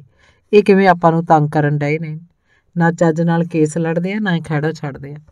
ਪੁੱਤ, ਜੇ ਆਪਾਂ ਇਹਨਾਂ ਦਾ ਨੁਕਸਾਨ ਕਰਦੇ ਹਾਂ ਤਾਂ ਆਪਣੇ ਤੇ ਇਹਨਾਂ 'ਚ ਫਰਕ ਹੀ ਰਹਿ ਜਾਏਗਾ। ਮੈਨੂੰ ਪਤਾ ਜੇ ਮੇਰਾ ਪੁੱਤ ਭੋਰਾ ਭਰ ਵੀ ਝੂਠਾ ਹੁੰਦਾ ਤਾਂ ਇਹਨਾਂ ਕੁੱਤਿਆਂ ਨੇ ਬੁਰੇ ਦੇ ਬਾਰ ਤੱਕ ਜਾਣਾ ਸੀ। ਇਹਨਾਂ ਨੂੰ ਤਾਂ ਆਪਣੇ ਵਿਰੁੱਧ 9 ਪਾਉਣ ਜੋਗੀ ਵੀ ਥਾਂ ਨਹੀਂ ਮਿਲੀ, ਨਹੀਂ ਤਾਂ ਇਹਨਾਂ ਨੇ ਖੂਹ ਪੁੱਟ ਦੇਣਾ ਸੀ। ਅਗਲਾ ਵਾਅਦਾ ਕਰ ਜਾਏ, ਲੱਖ ਵਾਰ ਕਰ ਜਾਏ, ਪਰ ਆਪਾਂ ਨਹੀਂ ਕਿਸੇ ਦੇ ਬੱਚਿਆਂ ਦੇ ਹੱਥੋਂ ਟੁੱਕ ਖੋਹਣ ਦਾ ਕਾਰਨ ਬਣਨਾ। ਕੋਈ ਨਹੀਂ, ਸਮਾਂ ਪਾ ਕੇ ਇਹਨਾਂ ਦੇ ਸਾਰੇ ਹੰਕਾਰ ਟੁੱਟ ਜਾਣਗੇ ਤੇ ਆਪਣੇ ਪਾਪਾਂ ਕਾਰਨ ਆਪ ਹੀ ਮਰਨਗੇ। ਮਾਂ ਦੇ ਬੋਲਾਂ 'ਚ ਮੇਰੇ ਲਈ ਹਮਦਰਦੀ ਤੇ ਮੇਰੀ ਮਾਨਸਿਕ ਤਕਲੀਫ ਕਾਰਨ ਦੂਜੀ ਧਿਰ ਦੇ ਪ੍ਰਤੀ ਨਫ਼ਰਤ ਸੀ। ਉਹਦੀ ਹਰ ਵਕਤ ਸਭ ਦਾ ਭਲਾ ਮੰਗਣ ਦੀ ਦਿੱਤੀ ਸਿੱਖਿਆ ਹੀ ਮੈਨੂੰ ਸਖਤ ਕਦਮ ਚੁੱਕਣ ਤੋਂ ਰੋਕ ਰਹੀ ਸੀ। 2 ਵਾਰ ਯਾਦ ਪੱਤਰ ਪਾਉਣ ਤੋਂ ਬਾਅਦ ਬੱਸ ਵਾਲੀ RTI ਦਾ ਜਵਾਬ ਆ ਗਿਆ ਸੀ, ਪਰ ਅਜੇ ਤੱਕ ਪੁਲਿਸ ਵਾਲਿਆਂ ਨੂੰ ਅਕਲ ਨਹੀਂ ਸੀ ਆਈ, ਜਿਸ ਦੀ ਕਿ ਮੈਨੂੰ ਬੜੀ ਬੇਸਬਰੀ ਨਾਲ ਉਡੀਕ ਸੀ। ਸ਼ਾਇਦ ਮੈਂ ਕਿਸੇ ਗਲਤ ਚੀਜ਼ ਦੀ ਉਡੀਕ ਕਰ ਰਿਹਾ ਸੀ। RTI ਦੇ ਜਵਾਬ 'ਚ ਸਪਸ਼ਟ ਲਿਖਿਆ ਗਿਆ ਸੀ ਕਿ ਬੱਸ ਪੁਲਿਸ ਵਿਭਾਗ ਦੇ ਇੱਕ ਸਕੂਲ 'ਚ ਬੱਚੇ ਛੱਡਣ ਲਈ ਲਗਾਈ ਗਈ ਹੈ। ਸਕੂਲ 'ਚ ਛੁੱਟੀ ਵਾਲੇ ਦਿਨ ਇਹਨੂੰ ਸਰਕਾਰੀ ਕੰਮਾਂ ਲਈ ਵਰਤਿਆ ਜਾਂਦਾ ਹੈ। ਇਸ ਬੱਸ ਨੂੰ ਕਿਸੇ ਵੀ ਨਿੱਜੀ ਘਰ 'ਚ ਖੜਾਉਣ ਦਾ ਕੋਈ ਵੀ ਹੁਕਮ ਕਿਸੇ ਵੀ ਪੁਲਿਸ ਅਧਿਕਾਰੀ ਦੁਆਰਾ ਨਹੀਂ ਕੀਤਾ ਗਿਆ। ਮੈਂ ਇਸ ਸਭ ਦੀ ਜਾਣਕਾਰੀ ਆਪਣੇ ਹਮਦਰਦ ਪੁਲਿਸ ਵਾਲੇ ਨੂੰ ਫੋਨ ਤੇ ਦੇ ਦਿੱਤੀ ਤੇ ਅਗਲੀ ਆਗਿਆ ਮੰਗੀ। ਉਹਨੇ ਮੈਨੂੰ 2-4 ਦਿਨ ਹੋਰ ਉਡੀਕ ਕਰਨ ਲਈ ਆਖ ਦਿੱਤਾ ਤਾਂ ਕਿ ਉਹ ਫਿਰ ਜਪਨਾਮ ਨੂੰ ਸਮਝਾ ਸਕੇ। ਤੀਜੇ ਦਿਨ ਉਹਦਾ ਹੀ ਫੋਨ ਆ ਗਿਆ ਤੇ ਆਖਣ ਲੱਗਾ, ਯਾਰ ਮੈਂ ਬਥੇਰਾ ਸਮਝਾ ਕੇ ਵੇਖ ਲਿਆ, ਉਹ ਨਹੀਂ ਸਮਝਦਾ। ਇਹੀ ਆਖੀ ਜਾਂਦਾ ਕਿ ਮਾਸਟਰ ਮੇਰਾ ਕੀ ਵਿਗਾੜ ਲਓ, ਬਸ ਗੰਗਾ ਰਾਮ ਵਾਲੀ ਰੱਟ ਲਾਈ ਜਾਂਦਾ। ਸਾਡੀ ਕਾਫੀ ਦੇਰ ਗੱਲਬਾਤ ਹੋਈ। ਸਿੱਟਾ ਹੀ ਨਿਕਲਿਆ ਕਿ ਜਦ RTI ਪਾਉਣ ਤੋਂ ਬਾਅਦ ਵੀ ਉਹ ਨਹੀਂ ਸਮਝ ਸਕੇ। ਬੱਸ ਵੀ ਉਵੇਂ ਹੀ ਉੱਥੇ ਖੜਾਈ ਜਾ ਰਹੇ ਆ ਤੇ ਕਈ ਵਾਰ ਤਾਂ ਮੇਰੇ ਘਰ ਦੇ ਬੂਹੇ ਅੱਗੇ ਹੀ ਖੜਾਈ ਰੱਖਦੇ ਆ। ਇਹਦਾ ਮਤਲਬ ਹੈ ਕਿ ਅਜੇ ਵੀ ਪੁਲਿਸੀਆ ਹੰਕਾਰ 'ਚ ਹੈ। ਹੁਣ ਉਹਨੂੰ ਵੀ ਯਕੀਨ ਹੋ ਗਿਆ ਕਿ ਬੰਦੇ ਸਮਝਾਉਣ ਤੇ ਵੀ ਸਮਝਣ ਵਾਲੇ ਨਹੀਂ, ਇਸ ਲਈ ਹੁਣ ਢਿੱਲ ਨਹੀਂ ਕਰਨੀ ਚਾਹੀਦੀ। ਬੱਸ ਵਾਲਾ ਤੀਰ ਚਲਾਈ ਦਿੱਤਾ ਜਾਣਾ ਚਾਹੀਦਾ। ਉਹਨੇ ਇਹ ਹੁਕਮ ਵੀ ਦੇ ਦਿੱਤਾ ਕਿ ਬੱਸ ਵਾਲਾ ਮਾਮਲਾ ਕਿਸੇ ਵੀ ਹਾਲਤ ਵਿੱਚ ਮੀਡੀਆ ਦੀ ਨਜ਼ਰ 'ਚ ਨਹੀਂ ਆਉਣਾ ਚਾਹੀਦਾ, ਕਿਉਂਕਿ ਉਹਨੂੰ ਉਮੀਦ ਸੀ ਕਿ ਹੁਣ SSP ਵੀ ਨਵਾਂ ਆ ਚੁੱਕਾ ਹੈ। ਇਸ ਤਰ੍ਹਾਂ ਦੀ ਸ਼ਿਕਾਇਤ ਆਉਣ ਨਾਲ ਨਵਾਂ ਸਾਹਿਬ ਜ਼ਰੂਰ ਇਸ ਮਸਲੇ ਨੂੰ ਆਪਣੇ ਹੱਥ 'ਚ ਲੈ ਕੇ ਦੋਵੇਂ ਧਿਰਾਂ ਨੂੰ ਸਮਝਾ ਬੁਝਾ ਕੇ ਇਹਦਾ ਕੋਈ ਮਾਕੂਲ ਹੱਲ ਲੱਭ ਲਏਗਾ। ਇਸ ਤਰ੍ਹਾਂ ਸੱਪ ਵੀ ਮਰ ਜਾਏਗਾ ਤੇ ਸੋਟੀ ਵੀ ਬਚੀ ਰਹੇਗੀ। ਅਗਲੇ ਦਿਨ ਮੈਂ ਆਪਣੀ ਸ਼ਿਕਾਇਤ ਲਿਖ ਕੇ SSP ਨੂੰ ਪਾ ਦਿੱਤੀ। ਨਾਲ ਹੀ ਸਾਫ਼ ਸ਼ਬਦਾਂ 'ਚ ਧਮਕੀ ਵੀ ਲਿਖ ਦਿੱਤੀ ਕਿ ਜੇ ਮੈਨੂੰ ਇਨਸਾਫ ਨਾ ਮਿਲਿਆ ਤਾਂ ਮੈਂ ਸਭ ਫੋਟੋਆਂ ਤੇ ਵੀਡੀਓਜ਼ ਨੂੰ ਪ੍ਰੈਸ ਤੇ ਸੋਸ਼ਲ ਮੀਡੀਆ 'ਚ ਵਾਇਰਲ ਕਰਕੇ ਇਸ ਮਸਲੇ ਨੂੰ ਆਮ ਜਨਤਾ ਦੀ ਕਚਹਿਰੀ 'ਚ ਲੈ ਕੇ ਜਾਣ ਲਈ ਮਜਬੂਰ ਹੋਵਾਂਗਾ, ਜਿਸ ਸਭ ਦੀ ਜ਼ਿੰਮੇਵਾਰੀ ਪੁਲਿਸ ਵਿਭਾਗ ਦੀ ਹੋਏਗੀ। ਹੁਣ ਮੇਰੇ ਲਈ ਆਸ ਦੀ ਕਿਰਨ ਨਵਾਂ SSP ਤੇ ਉਸ ਦੁਆਰਾ ਕੀਤੀ ਜਾਣ ਵਾਲੀ ਕਾਰਵਾਈ ਸੀ। ਨਵੇਂ ਸਾਹਿਬ ਬਾਰੇ ਮੈਂ ਇੰਨਾ ਕੁ ਤਾਂ ਜ਼ਰੂਰ ਸੁਣ ਰੱਖਿਆ ਸੀ ਕਿ ਉਹ ਪਹਿਲੇ ਸਾਹਿਬ ਨਾਲੋਂ ਕੁਝ ਕੁ ਚੰਗਾ ਹੈ। ਮੇਰੇ ਲਈ ਉਹ ਤਾਂ ਹੀ ਚੰਗਾ ਸਿੱਧ ਹੋਣਾ ਸੀ ਜੇ ਮੇਰੇ ਇਸ ਮਸਲੇ ਨੂੰ ਹੱਲ ਕਰ ਦਿੰਦਾ। ਠੰਡ ਤੇ ਧੁੰਦ ਆਪਣੇ ਜੋਬਨ ਤੇ ਸੀ। ਲੋਕ ਆਪਣੇ ਹੱਥਾਂ ਤੱਕ ਨੂੰ ਗਰਮ ਕੱਪੜਿਆਂ ਵਿੱਚ ਲੁਕਾ ਕੇ ਰੱਖਣ ਲਈ ਮਜਬੂਰ ਹੋਏ ਪਏ ਸੀ, ਪਰ ਮੇਰੇ ਇਸ ਨਵੇਂ ਪ੍ਰੇਮ ਪੱਤਰ ਨੇ ਪੁਲਿਸ ਵਿਭਾਗ 'ਚ ਖਲਬਲੀ ਮਚਾ ਕੇ ਰੱਖਤੀ ਸੀ। ਉੱਥੇ ਵਾਪਰਨ ਵਾਲੀ ਇੱਕ ਘਟਨਾ ਦੀ ਜਾਣਕਾਰੀ ਮੈਨੂੰ ਸਮੇਂ-ਸਮੇਂ ਤੇ ਮਿਲ ਰਹੀ ਸੀ। ਸਾਹਿਬ ਦਾ ਦਿਮਾਗ 7ਵੇਂ ਅਸਮਾਨ ਤੇ ਪੁੱਜ ਚੁੱਕਾ ਸੀ ਤੇ ਉਹਨੇ ਆਪਣੇ ਹੀ ਦਫ਼ਤਰ 'ਚ ਕੰਮ ਕਰ ਰਹੇ ਜਪਨਾਮ ਨੂੰ ਆਪਣੇ ਕਮਰੇ 'ਚ ਸੱਦ ਕੇ ਉਹਦੀ ਕਾਫੀ ਝਾੜ ਝੰਬ ਕੀਤੀ ਸੀ। ਬਿੱਜੂ ਦੇ ਸਿਰ ਉੱਤੇ ਪੈਂਦੇ ਗੰਧਾਲਿਆਂ ਵਾਂਗ ਜਪਨਾਮ ਸਿੰਘ ਨੂੰ ਪਤਾ ਹੀ ਨਹੀਂ ਸੀ ਲੱਗ ਰਿਹਾ ਕਿ ਇਹ ਸਭ ਕੁਝ ਕੀ ਤੇ ਕਿਉਂ ਹੋ ਰਿਹਾ। ਸਾਹਿਬ ਬੜੇ ਗੁੱਸੇ 'ਚ ਉਹਨੂੰ ਪੈ ਨਿਕਲਿਆ ਸੀ। ਤੁਸੀਂ ਮਖੌਲ ਕੀ ਬਣਾ ਰੱਖਿਆ? ਉਹ ਸਰਕਾਰੀ ਬੱਸ ਆ, ਤੁਹਾਡੇ ਪਿਓ ਦੀ ਨਹੀਂ, ਜਿੱਥੇ ਮਰਜ਼ੀ ਧੂਈ ਫਿਰੋ। ਇਹ ਅਗਲੇ ਨੇ ਫੋਟੋਆਂ ਖਿੱਚ ਕੇ ਭੇਜੀਆਂ। ਹੁਣ ਮੈਂ ਕਰੂੰ ਤੁਹਾਨੂੰ ਸਭ ਨੂੰ ਲੋਟ। ਜਾਂਚ ਕਰਵਾ ਕੇ ਕਰਦਾ ਸਭ ਨੂੰ ਸਸਪੈਂਡ। ਸਭ ਵੱਲੋਂ ਦਿੱਤੀਆਂ ਮਾਵਾਂ ਭੈਣਾਂ ਦੀਆਂ ਸਿੱਧੀਆਂ ਗਾਲਾਂ ਵੀ ਜਪਨਾਮ ਨੂੰ ਮੂੰਹ ਤੇ ਸੁਣਨੀਆਂ ਪੈ ਗਈਆਂ ਸੀ। ਚੱਲ ਦਫਾਓ ਭੈਣ ਦਾ ਖਸਮ, ਫੇਰ ਬੁਲਾਉਂਦਾ ਤੈਨੂੰ, ਬਣਾਉਂਦਾ ਤੈਨੂੰ ਬੱਸ ਦਾ ਮਾਲਕ, ਸਾਹਿਬ ਕੜਕਿਆ। ਸਾਹਿਬ ਦੀ ਕੜਕਵੀਂ ਆਵਾਜ਼ ਸੁਣ ਕੇ ਜਪਨਾਮ ਨੇ ਖਿੱਚ ਕੇ ਸਲੂਟ ਮਾਰਿਆ। ਚੰਚੇਤੀ ਆਪਣੀ ਹੋਈ ਇਸ ਕੁੱਤੇ ਖਾਣੀ ਤੋਂ ਘਬਰਾਇਆ ਹੋਇਆ ਉਹ ਆਪਣੇ ਮੂੰਹ ਤੇ ਆਈਆਂ ਹੋਈਆਂ ਤਰੇਲੀਆਂ ਨੂੰ ਪੂੰਝਦਾ ਤੇ ਰੋਣ ਹਾਕਾ ਹੁੰਦਾ ਹੋਇਆ ਬਾਹਰ ਵੱਲ ਨੂੰ ਭੱਜ ਨਿਕਲਿਆ ਸੀ। ਮਾਯੂਸ ਹੋਇਆ ਜਪਨਾਮ ਦਫ਼ਤਰ ਦੇ ਬਾਹਰ ਪਈ ਕੁਰਸੀ ਤੇ ਨਿਢਾਲ ਹੋ ਕੇ ਡਿੱਗ ਪਿਆ ਸੀ। ਕਿਸੇ ਨੂੰ ਵੀ ਸਮਝ ਨਹੀਂ ਸੀ ਲੱਗ ਰਹੀ ਕਿ ਜਪਨਾਮ ਤਰੇਲੀਓ ਤਰੇਲੀ ਕਿਉਂ ਹੋਇਆ ਪਿਆ। ਉਹਦੇ ਇੱਕ ਸਹਿਕਰਮੀ ਨੂੰ ਤਾਂ ਸ਼ੱਕ ਵੀ ਪੈ ਗਈ ਕਿ ਇਹ ਟੀਵੀ ਉੱਤੇ ਚੱਲਦੀ ਮਸ਼ਹੂਰੀ ਵਾਂਗ ਇੰਨੀ ਸਰਦੀ 'ਚ ਵੀ ਗਰਮੀ ਦਾ ਅਹਿਸਾਸ ਕਿਵੇਂ ਲਈ ਜਾ ਰਿਹਾ। ਉਹਨੇ ਟਾਂਚ ਕਰਦਿਆਂ ਕਿਹਾ ਸੀ, ਜਪਨਾਮ ਅੱਜ ਤਾਂ ਲਕਸ ਕੋਜ਼ੀ ਤੇ ਕੱਛਾ ਬਨੈਣ ਪਾਏ ਹੋਏ ਲੱਗਦੇ ਆ। ਤੇ ਉਹ ਸ਼ਰਮ ਦਾ ਮਾਰਾ ਕੁਝ ਵੀ ਨਹੀਂ ਸੀ ਬੋਲਿਆ। ਫਿਰ ਕੁਝ ਪਲ ਸੋਚਣ ਤੋਂ ਬਾਅਦ ਉਹ ਸਿੱਧਾ ਐਸਪੀ ਦੇ ਦਫ਼ਤਰ 'ਚ ਚਲਾ ਗਿਆ। 5 ਕੁ ਮਿੰਟਾਂ ਬਾਅਦ ਐਸਪੀ ਤੇ ਜਪਨਾਮ ਕਮਰੇ 'ਚੋਂ ਬਾਹਰ ਆ ਗਏ। ਐਸਪੀ ਵੱਡੇ ਸਾਹਿਬ ਦੇ ਦਫ਼ਤਰ 'ਚ ਵੜ ਗਿਆ ਤੇ ਉਹ ਕੁੱਤੇ ਝਾਕ ਲਈ ਦਫ਼ਤਰ ਦੇ ਬਾਹਰ ਹੀ ਬੈਠਾ ਰਿਹਾ। ਅੱਧੇ ਕੁ ਘੰਟੇ ਬਾਅਦ ਐਸਪੀ ਦਫ਼ਤਰ 'ਚੋਂ ਨਿਕਲਿਆ ਤੇ ਸਿੱਧਾ ਆਪਣੇ ਕਮਰੇ ਵੱਲ ਨੂੰ ਹੋ ਤੁਰਿਆ। ਜਪਨਾਮ ਵੀ ਉਹਦੇ ਪਿੱਛੇ ਉਹਦੇ ਕਮਰੇ 'ਚ ਚਲਾ ਗਿਆ। 15-20 ਮਿੰਟਾਂ ਤੱਕ ਉਹਨਾਂ ਦੋਵਾਂ ਨੇ ਇਕੱਲਿਆਂ ਗੱਲਬਾਤ ਕੀਤੀ। ਜਦ ਜਪਨਾਮ ਬਾਹਰ ਆਇਆ ਤਾਂ ਕੁਝ ਟੈਕਰੇ ਵਿੱਚ ਸੀ, ਪਰ ਅੰਦਰੋਂ ਪੂਰੀ ਤਰ੍ਹਾਂ ਡਰਿਆ ਤੇ ਬੁਝਿਆ ਲੱਗਦਾ ਸੀ। ਬਾਹਰ ਆਉਂਦੇ ਸਾਰ ਉਹਨੇ ਸਭ ਤੋਂ ਪਾਸੇ ਜਾ ਕੇ ਕਈ ਬੰਦਿਆਂ ਨਾਲ ਮੋਬਾਈਲ ਤੇ ਲੰਬੀ ਗੱਲਬਾਤ ਕੀਤੀ। ਜਪਨਾਮ ਸਾਰਾ ਦਿਨ ਆਪਣੀ ਸੀਟ ਤੇ ਨਹੀਂ ਬੈਠ ਸਕਿਆ। ਉਹਦੀ ਜ਼ੁਬਾਨ ਵਿਚਲੀ ਪੁਲਸੀਆ ਤਲਖੀ ਖਤਮ ਹੋ ਚੁੱਕੀ ਸੀ। ਉਹਦੀ ਹਾਲਤ ਪਾਂ ਪਏ ਹੋਏ ਕੁੱਤੇ ਵਰਗੀ ਹੋਈ ਪਈ ਸੀ। ਉਹਨੂੰ ਟਿਕਾ ਨਹੀਂ ਸੀ ਆ ਰਿਹਾ। ਉਹ ਕਦੇ ਕਿਸੇ ਇੱਕ ਕੋਲ, ਕਦੇ ਕਿਸੇ ਦੂਜੇ ਮੁਲਾਜ਼ਮ ਕੋਲ ਜਾ ਬਹਿੰਦਾ ਤੇ ਫਿਰ ਉੱਥੋਂ ਕਿਸੇ ਹੋਰ ਪਾਸੇ ਨੂੰ ਚਲਾ ਜਾਂਦਾ। 2-2.5 ਘੰਟੇ ਤਾਂ ਉਹਨੇ ਇਹ ਗੱਲ ਕਿਸੇ ਨਾਲ ਵੀ ਸਾਂਝੀ ਨਹੀਂ ਕੀਤੀ ਸੀ, ਪਰ ਜਦ ਅੰਦਰੋਂ ਅੰਦਰੀ ਦਫ਼ਤਰ ਦੇ ਸਾਰੇ ਕਰਮਚਾਰੀਆਂ ਨੂੰ ਪਤਾ ਲੱਗ ਗਿਆ ਤਾਂ ਉਸ ਕੋਲ ਅਫਸੋਸ ਜਤਾਉਣ ਲਈ ਆਉਣ ਲੱਗ ਪਏ ਸਨ। ਹੁਣ ਉਹ ਢਿੱਲੇ ਮੂੰਹ ਨਾਲ ਆਪਣੇ ਕੋਲ ਆਏ ਨਵੇਂ ਸਾਥੀ ਨੂੰ ਸਾਰੀ ਕਹਾਣੀ ਮੁੱਢੋਂ ਸੁੱਢੋਂ ਸੁਣਾਉਣ ਲੱਗ ਪੈਂਦਾ। ਹਰ ਕੋਈ ਉਹਨੂੰ ਆਪਣੀ ਸਮਝ ਮੁਤਾਬਕ ਇਸ ਮਸਲੇ ਨੂੰ ਨਜਿੱਠ ਲੈਣ ਦੀ ਸਲਾਹ ਦੇ ਕੇ ਤੁਰ ਜਾਂਦਾ। ਕੋਈ ਉਹਨੂੰ ਆਪਣੀ ਜਿੱਦ ਛੱਡਣ ਲਈ ਆਖ ਜਾਂਦਾ, ਕੋਈ ਕਹਿ ਜਾਂਦਾ ਇੱਕ ਵਾਰ ਮਿੱਠਾ ਪਿਆਰਾ ਹੋ ਕੇ ਮਸਲਾ ਨਿਬੇੜ ਲੈ, ਬਾਕੀ ਦਾ ਹਿਸਾਬ ਕਿਤਾਬ ਮਾਸਟਰ ਨਾਲ ਕਿਸੇ ਹੋਰ ਤਰੀਕੇ ਨਾਲ ਫੇਰ ਕਦੇ ਕਰ ਲਾਂਗੇ। 1-2 ਜਣਿਆਂ ਨੇ ਕਿਹਾ ਸੀ, ਜਦ ਗਿੱਦੜ ਦੀ ਮੌਤ ਆਉਂਦੀ ਹੈ ਤਾਂ ਸ਼ਹਿਰ ਵੱਲ ਨੂੰ ਭੱਜ ਨਿਕਲਦਾ। ਸ਼ਾਇਦ ਮਾਸਟਰ ਨੂੰ ਪਤਾ ਨਹੀਂ ਵੀ ਪੁਲਿਸ ਵਾਲਿਆਂ ਦੀ ਦੁਸ਼ਮਣੀ ਬੜੀ ਭੈੜੀ ਹੁੰਦੀ ਹੈ। ਅਜੇ ਉਹਨੂੰ ਆਪਣੇ ਵਿਭਾਗ ਦੇ ਹੱਥ ਨਹੀਂ ਲੱਗੇ ਲੱਗਦੇ। ਜਦ ਮਾਸਟਰ ਨੂੰ ਪੁਲਸੀਆਂ ਦਾ ਕੁੱਤੀ ਚੀਕਾ ਪਿਆ ਨਾ, ਫਿਰ ਹੱਥ ਲਾ ਕੇ ਵੇਖੂਗਾ ਵੀ ਇਹ ਕੀ ਹੋ ਗਿਆ। ਕੁਝ ਕੁ ਬਹੁਤੇ ਹੀ ਤੱਤੇ ਪੁਲਸੀਏ ਤਾਂ ਸੱਚਮੁੱਚ ਅਧਿਆਪਕ ਵਰਗ ਨੂੰ ਹੀ ਗਾਲਾਂ ਕੱਢ ਗਏ ਸੀ। ਜਵਾਕਾਂ 'ਚ ਰਹਿ ਕੇ ਮਾਸਟਰਾਂ ਦੀ ਮੱਤ ਵੀ ਨਿਆਣਿਆਂ ਵਰਗੀ ਹੋ ਜਾਂਦੀ ਹੈ। ਐਵੇਂ ਮਾੜੀ ਗੱਲ ਦੀ ਸ਼ਿਕਾਇਤ ਲਾਈ ਜਾਂਦੇ ਆ। ਤੁਸੀਂ ਮਾਸਟਰ ਨੂੰ ਇੰਨਾ ਕਮਜ਼ੋਰ ਵੀ ਨਾ ਸਮਝੋ। ਉਹਦੇ 'ਚ ਕੋਈ ਦਮਖਮ ਹੈ, ਤਾਂ ਹੀ ਅਗਲੇ ਨੇ ਇਹਦੀ ਪੇਸ਼ੀ ਸਾਹਿਬ ਅੱਗੇ ਪੁਆ ਕੇ ਇਹਦੀ ਬੇਇੱਜ਼ਤੀ ਕਰਵਾਈ ਹੈ। ਉਹ ਵੀ ਪੜ੍ਹਿਆ ਲਿਖਿਆ। ਉਹਨੂੰ ਕਿਹੜਾ ਪਤਾ ਨਹੀਂ ਵੀ ਸੱਪ ਦੀ ਖੁੱਡ 'ਚ ਹੱਥ ਪਾਉਣ ਲੱਗਾ। ਅਗਲੇ ਨੇ ਆਪਣੇ ਆਪ ਨੂੰ ਜੋ ਕਹੀ ਇਹ ਕਦਮ ਚੁੱਕਿਆ। ਕੱਟਾ ਵੀ ਕਿੱਲੇ ਦੇ ਜ਼ੋਰ ਤੇ ਹੀ ਤਿੰਗੜਦਾ ਹੁੰਦਾ। ਉਹਦੀ ਮਿਜਾਜ਼ ਪੁਰਸ਼ੀ ਕਰਨ ਆਏ ਕਿਸੇ ਸਿਆਣੇ ਪੁਲਸੀਏ ਨੇ ਕਿਹਾ। ਜਪਨਾਮ ਨਾ ਚਾਹੁੰਦਾ ਹੋਇਆ ਵੀ ਉਹਨਾਂ ਸਭ ਦੀਆਂ ਗੱਲਾਂ ਸੁਣੀ ਜਾ ਰਿਹਾ ਸੀ ਤੇ ਕਦੇ ਗੁੱਸੇ 'ਚ ਤੇ ਕਦੇ ਬਿਲਕੁਲ ਸ਼ਾਂਤ ਜਿਹਾ ਹੋ ਕੇ ਬੈਠ ਜਾਂਦਾ ਸੀ। ਅੰਤ ਉਹਦੀ ਨਿਗਾਹ ਐਸਪੀ ਦੇ ਦਫ਼ਤਰ ਵਾਲੇ ਦਰਵਾਜ਼ੇ ਤੇ ਵਾਲੀ ਟਿਕ ਜਾਂਦੀ ਸੀ। ਉਹਨੂੰ ਆਪਣੇ ਉਸ ਗੌਡਫਾਦਰ ਤੋਂ ਮਦਦ ਦੀ ਉਮੀਦ ਹੀ ਬਾਕੀ ਰਹਿ ਗਈ ਸੀ। ਜਦ ਵੀ ਐਸਐਸਪੀ ਦਫ਼ਤਰ ਵਿਚਲੇ ਘਟਨਾਕ੍ਰਮ ਦਾ ਮੈਨੂੰ ਬੇਸ਼ੱਕ ਸਿੱਧਾ ਪ੍ਰਸਾਰਨ ਤਾਂ ਨਹੀਂ, ਕੁਝ ਦੇਰ ਬਾਅਦ ਹੀ ਪਤਾ ਲੱਗਦਾ ਤਾਂ ਮੈਂ ਉਤਸ਼ਾਹ ਤੇ ਖੁਸ਼ੀ 'ਚ ਆਇਆ ਹੁਬਕੜੀ ਮਾਰ ਉੱਠਦਾ ਸੀ। ਕੋਈ ਨਾ ਕੋਈ ਨਵੀਂ ਗੱਲ ਸੁਣ ਕੇ ਮੈਂ ਇਸ ਸਭ ਦੀ ਜਾਣਕਾਰੀ ਆਪਣੇ ਘਰਦਿਆਂ ਨੂੰ ਦੇ ਦਿੰਦਾ।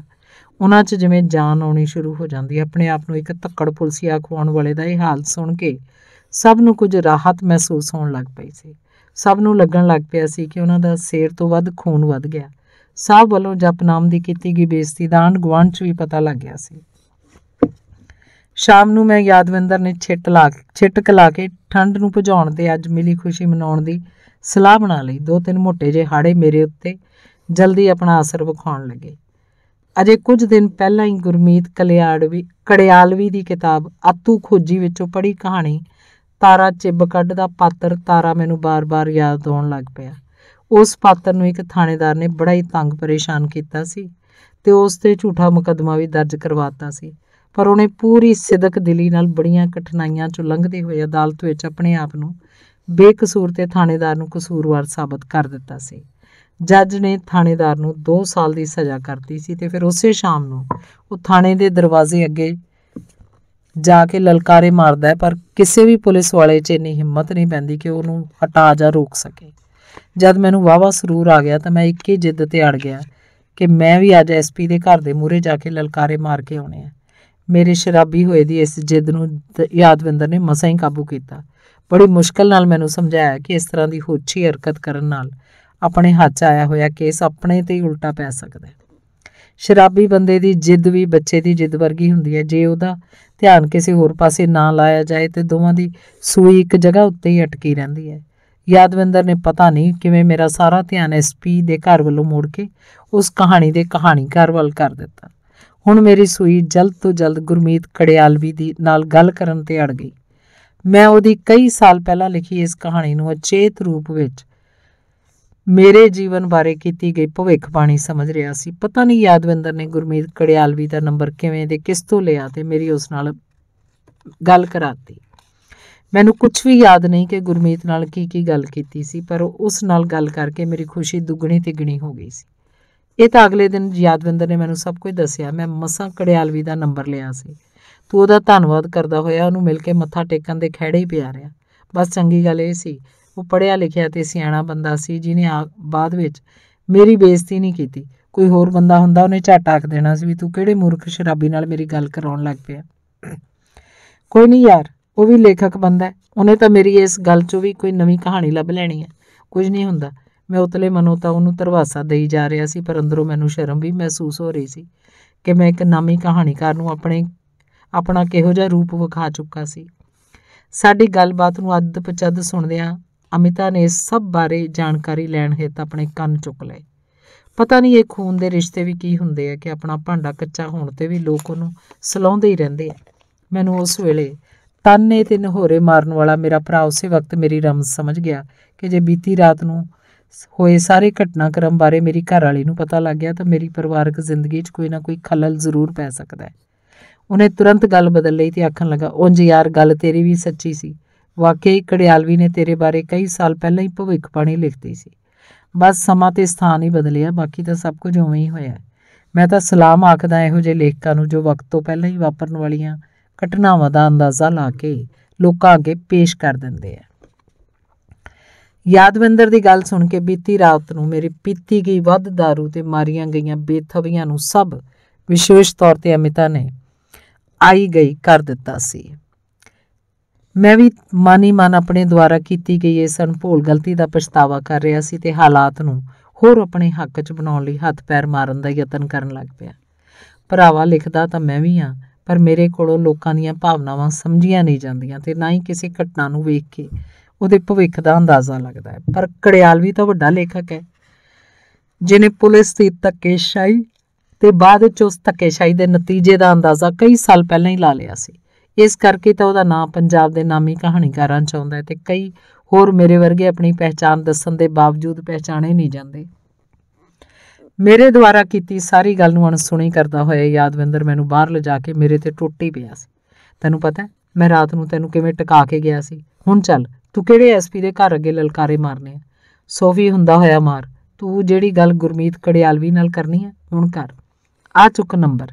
ਮੈਂ ਮਸਾ ਲਿਆ ਸੀ 50 ਬੰਦਿਆਂ ਨੂੰ ਫੋਨ ਕਰ ਕਰਕੇ। ਉਹ ਮੇਰੇ ਅੱਗੇ ਆਪਣਾ ਮੋਬਾਈਲ ਕਰਕੇ ਬੋਲਦਾ ਹੀ ਗਿਆ ਤੇ ਮੈਂ ਇੱਕ ਅਪਰਾਧੀ ਜਿਹਾ ਬਣ ਕੇ ਸੁਣੀ ਜਾ ਰਿਹਾ ਸੀ।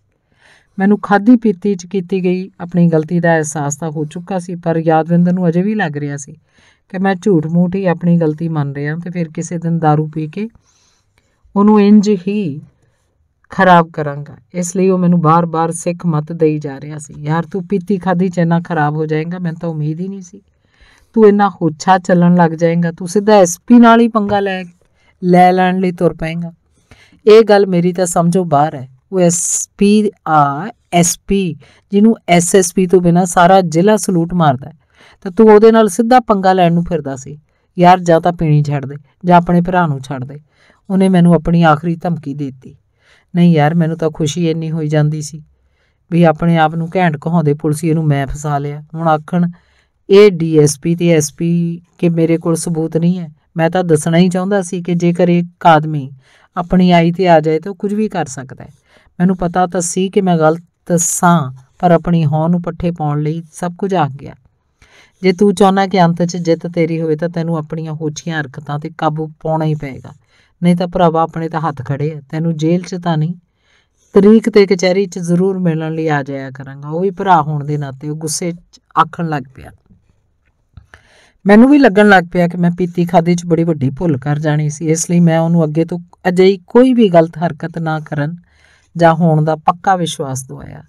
ਅਸਲ 'ਚ ਮੇਰੇ ਖਾਨੇ 'ਚ ਹੀ ਇਹ ਗੱਲ ਵੜ ਗਈ ਸੀ ਕਿ ਮੈਂ ਅਣਜਾਣਪੁਣੇ 'ਚ ਹੀ ਅਜਿਹੀ ਗਲਤੀ ਕਰ ਬੈਠਣੀ ਸੀ ਜਿਹਦਾ ਖਾਮਿਆਜਾ ਮੈਨੂੰ ਆਪਣੇ ਕੇਸ ਹਾਰ ਕੇ, ਨੌਕਰੀ ਗਵਾ ਕੇ, ਜੇਲ੍ਹ 'ਚ ਸਜ਼ਾ ਭੋਗਦਿਆਂ ਭੁਗਤਣਾ ਪੈਣਾ ਸੀ। ਮੈਂ ਆਪਣੀ ਕੀਤੀ ਭੁੱਲ ਦੀ ਮਾਫੀ ਮੰਗੀ। ਭਰਾਵਾ, ਅੱਗੇ ਤੋਂ ਜੇ ਇਹੋ ਜਿਹੀ ਗਲਤੀ ਹੋ ਗਈ ਤਾਂ ਭਾਵੇਂ ਤੂੰ 1000 ਛਿੱਤਰ ਮਾਰ ਲਈ। ਇਹ ਕਹਿ ਕੇ ਉਹ ਤੋਂ ਮੈਂ ਆਪਣਾ ਖਹਿੜਾ ਮਸਾਂ ਹੀ ਛੁਡਵਾਇਆ।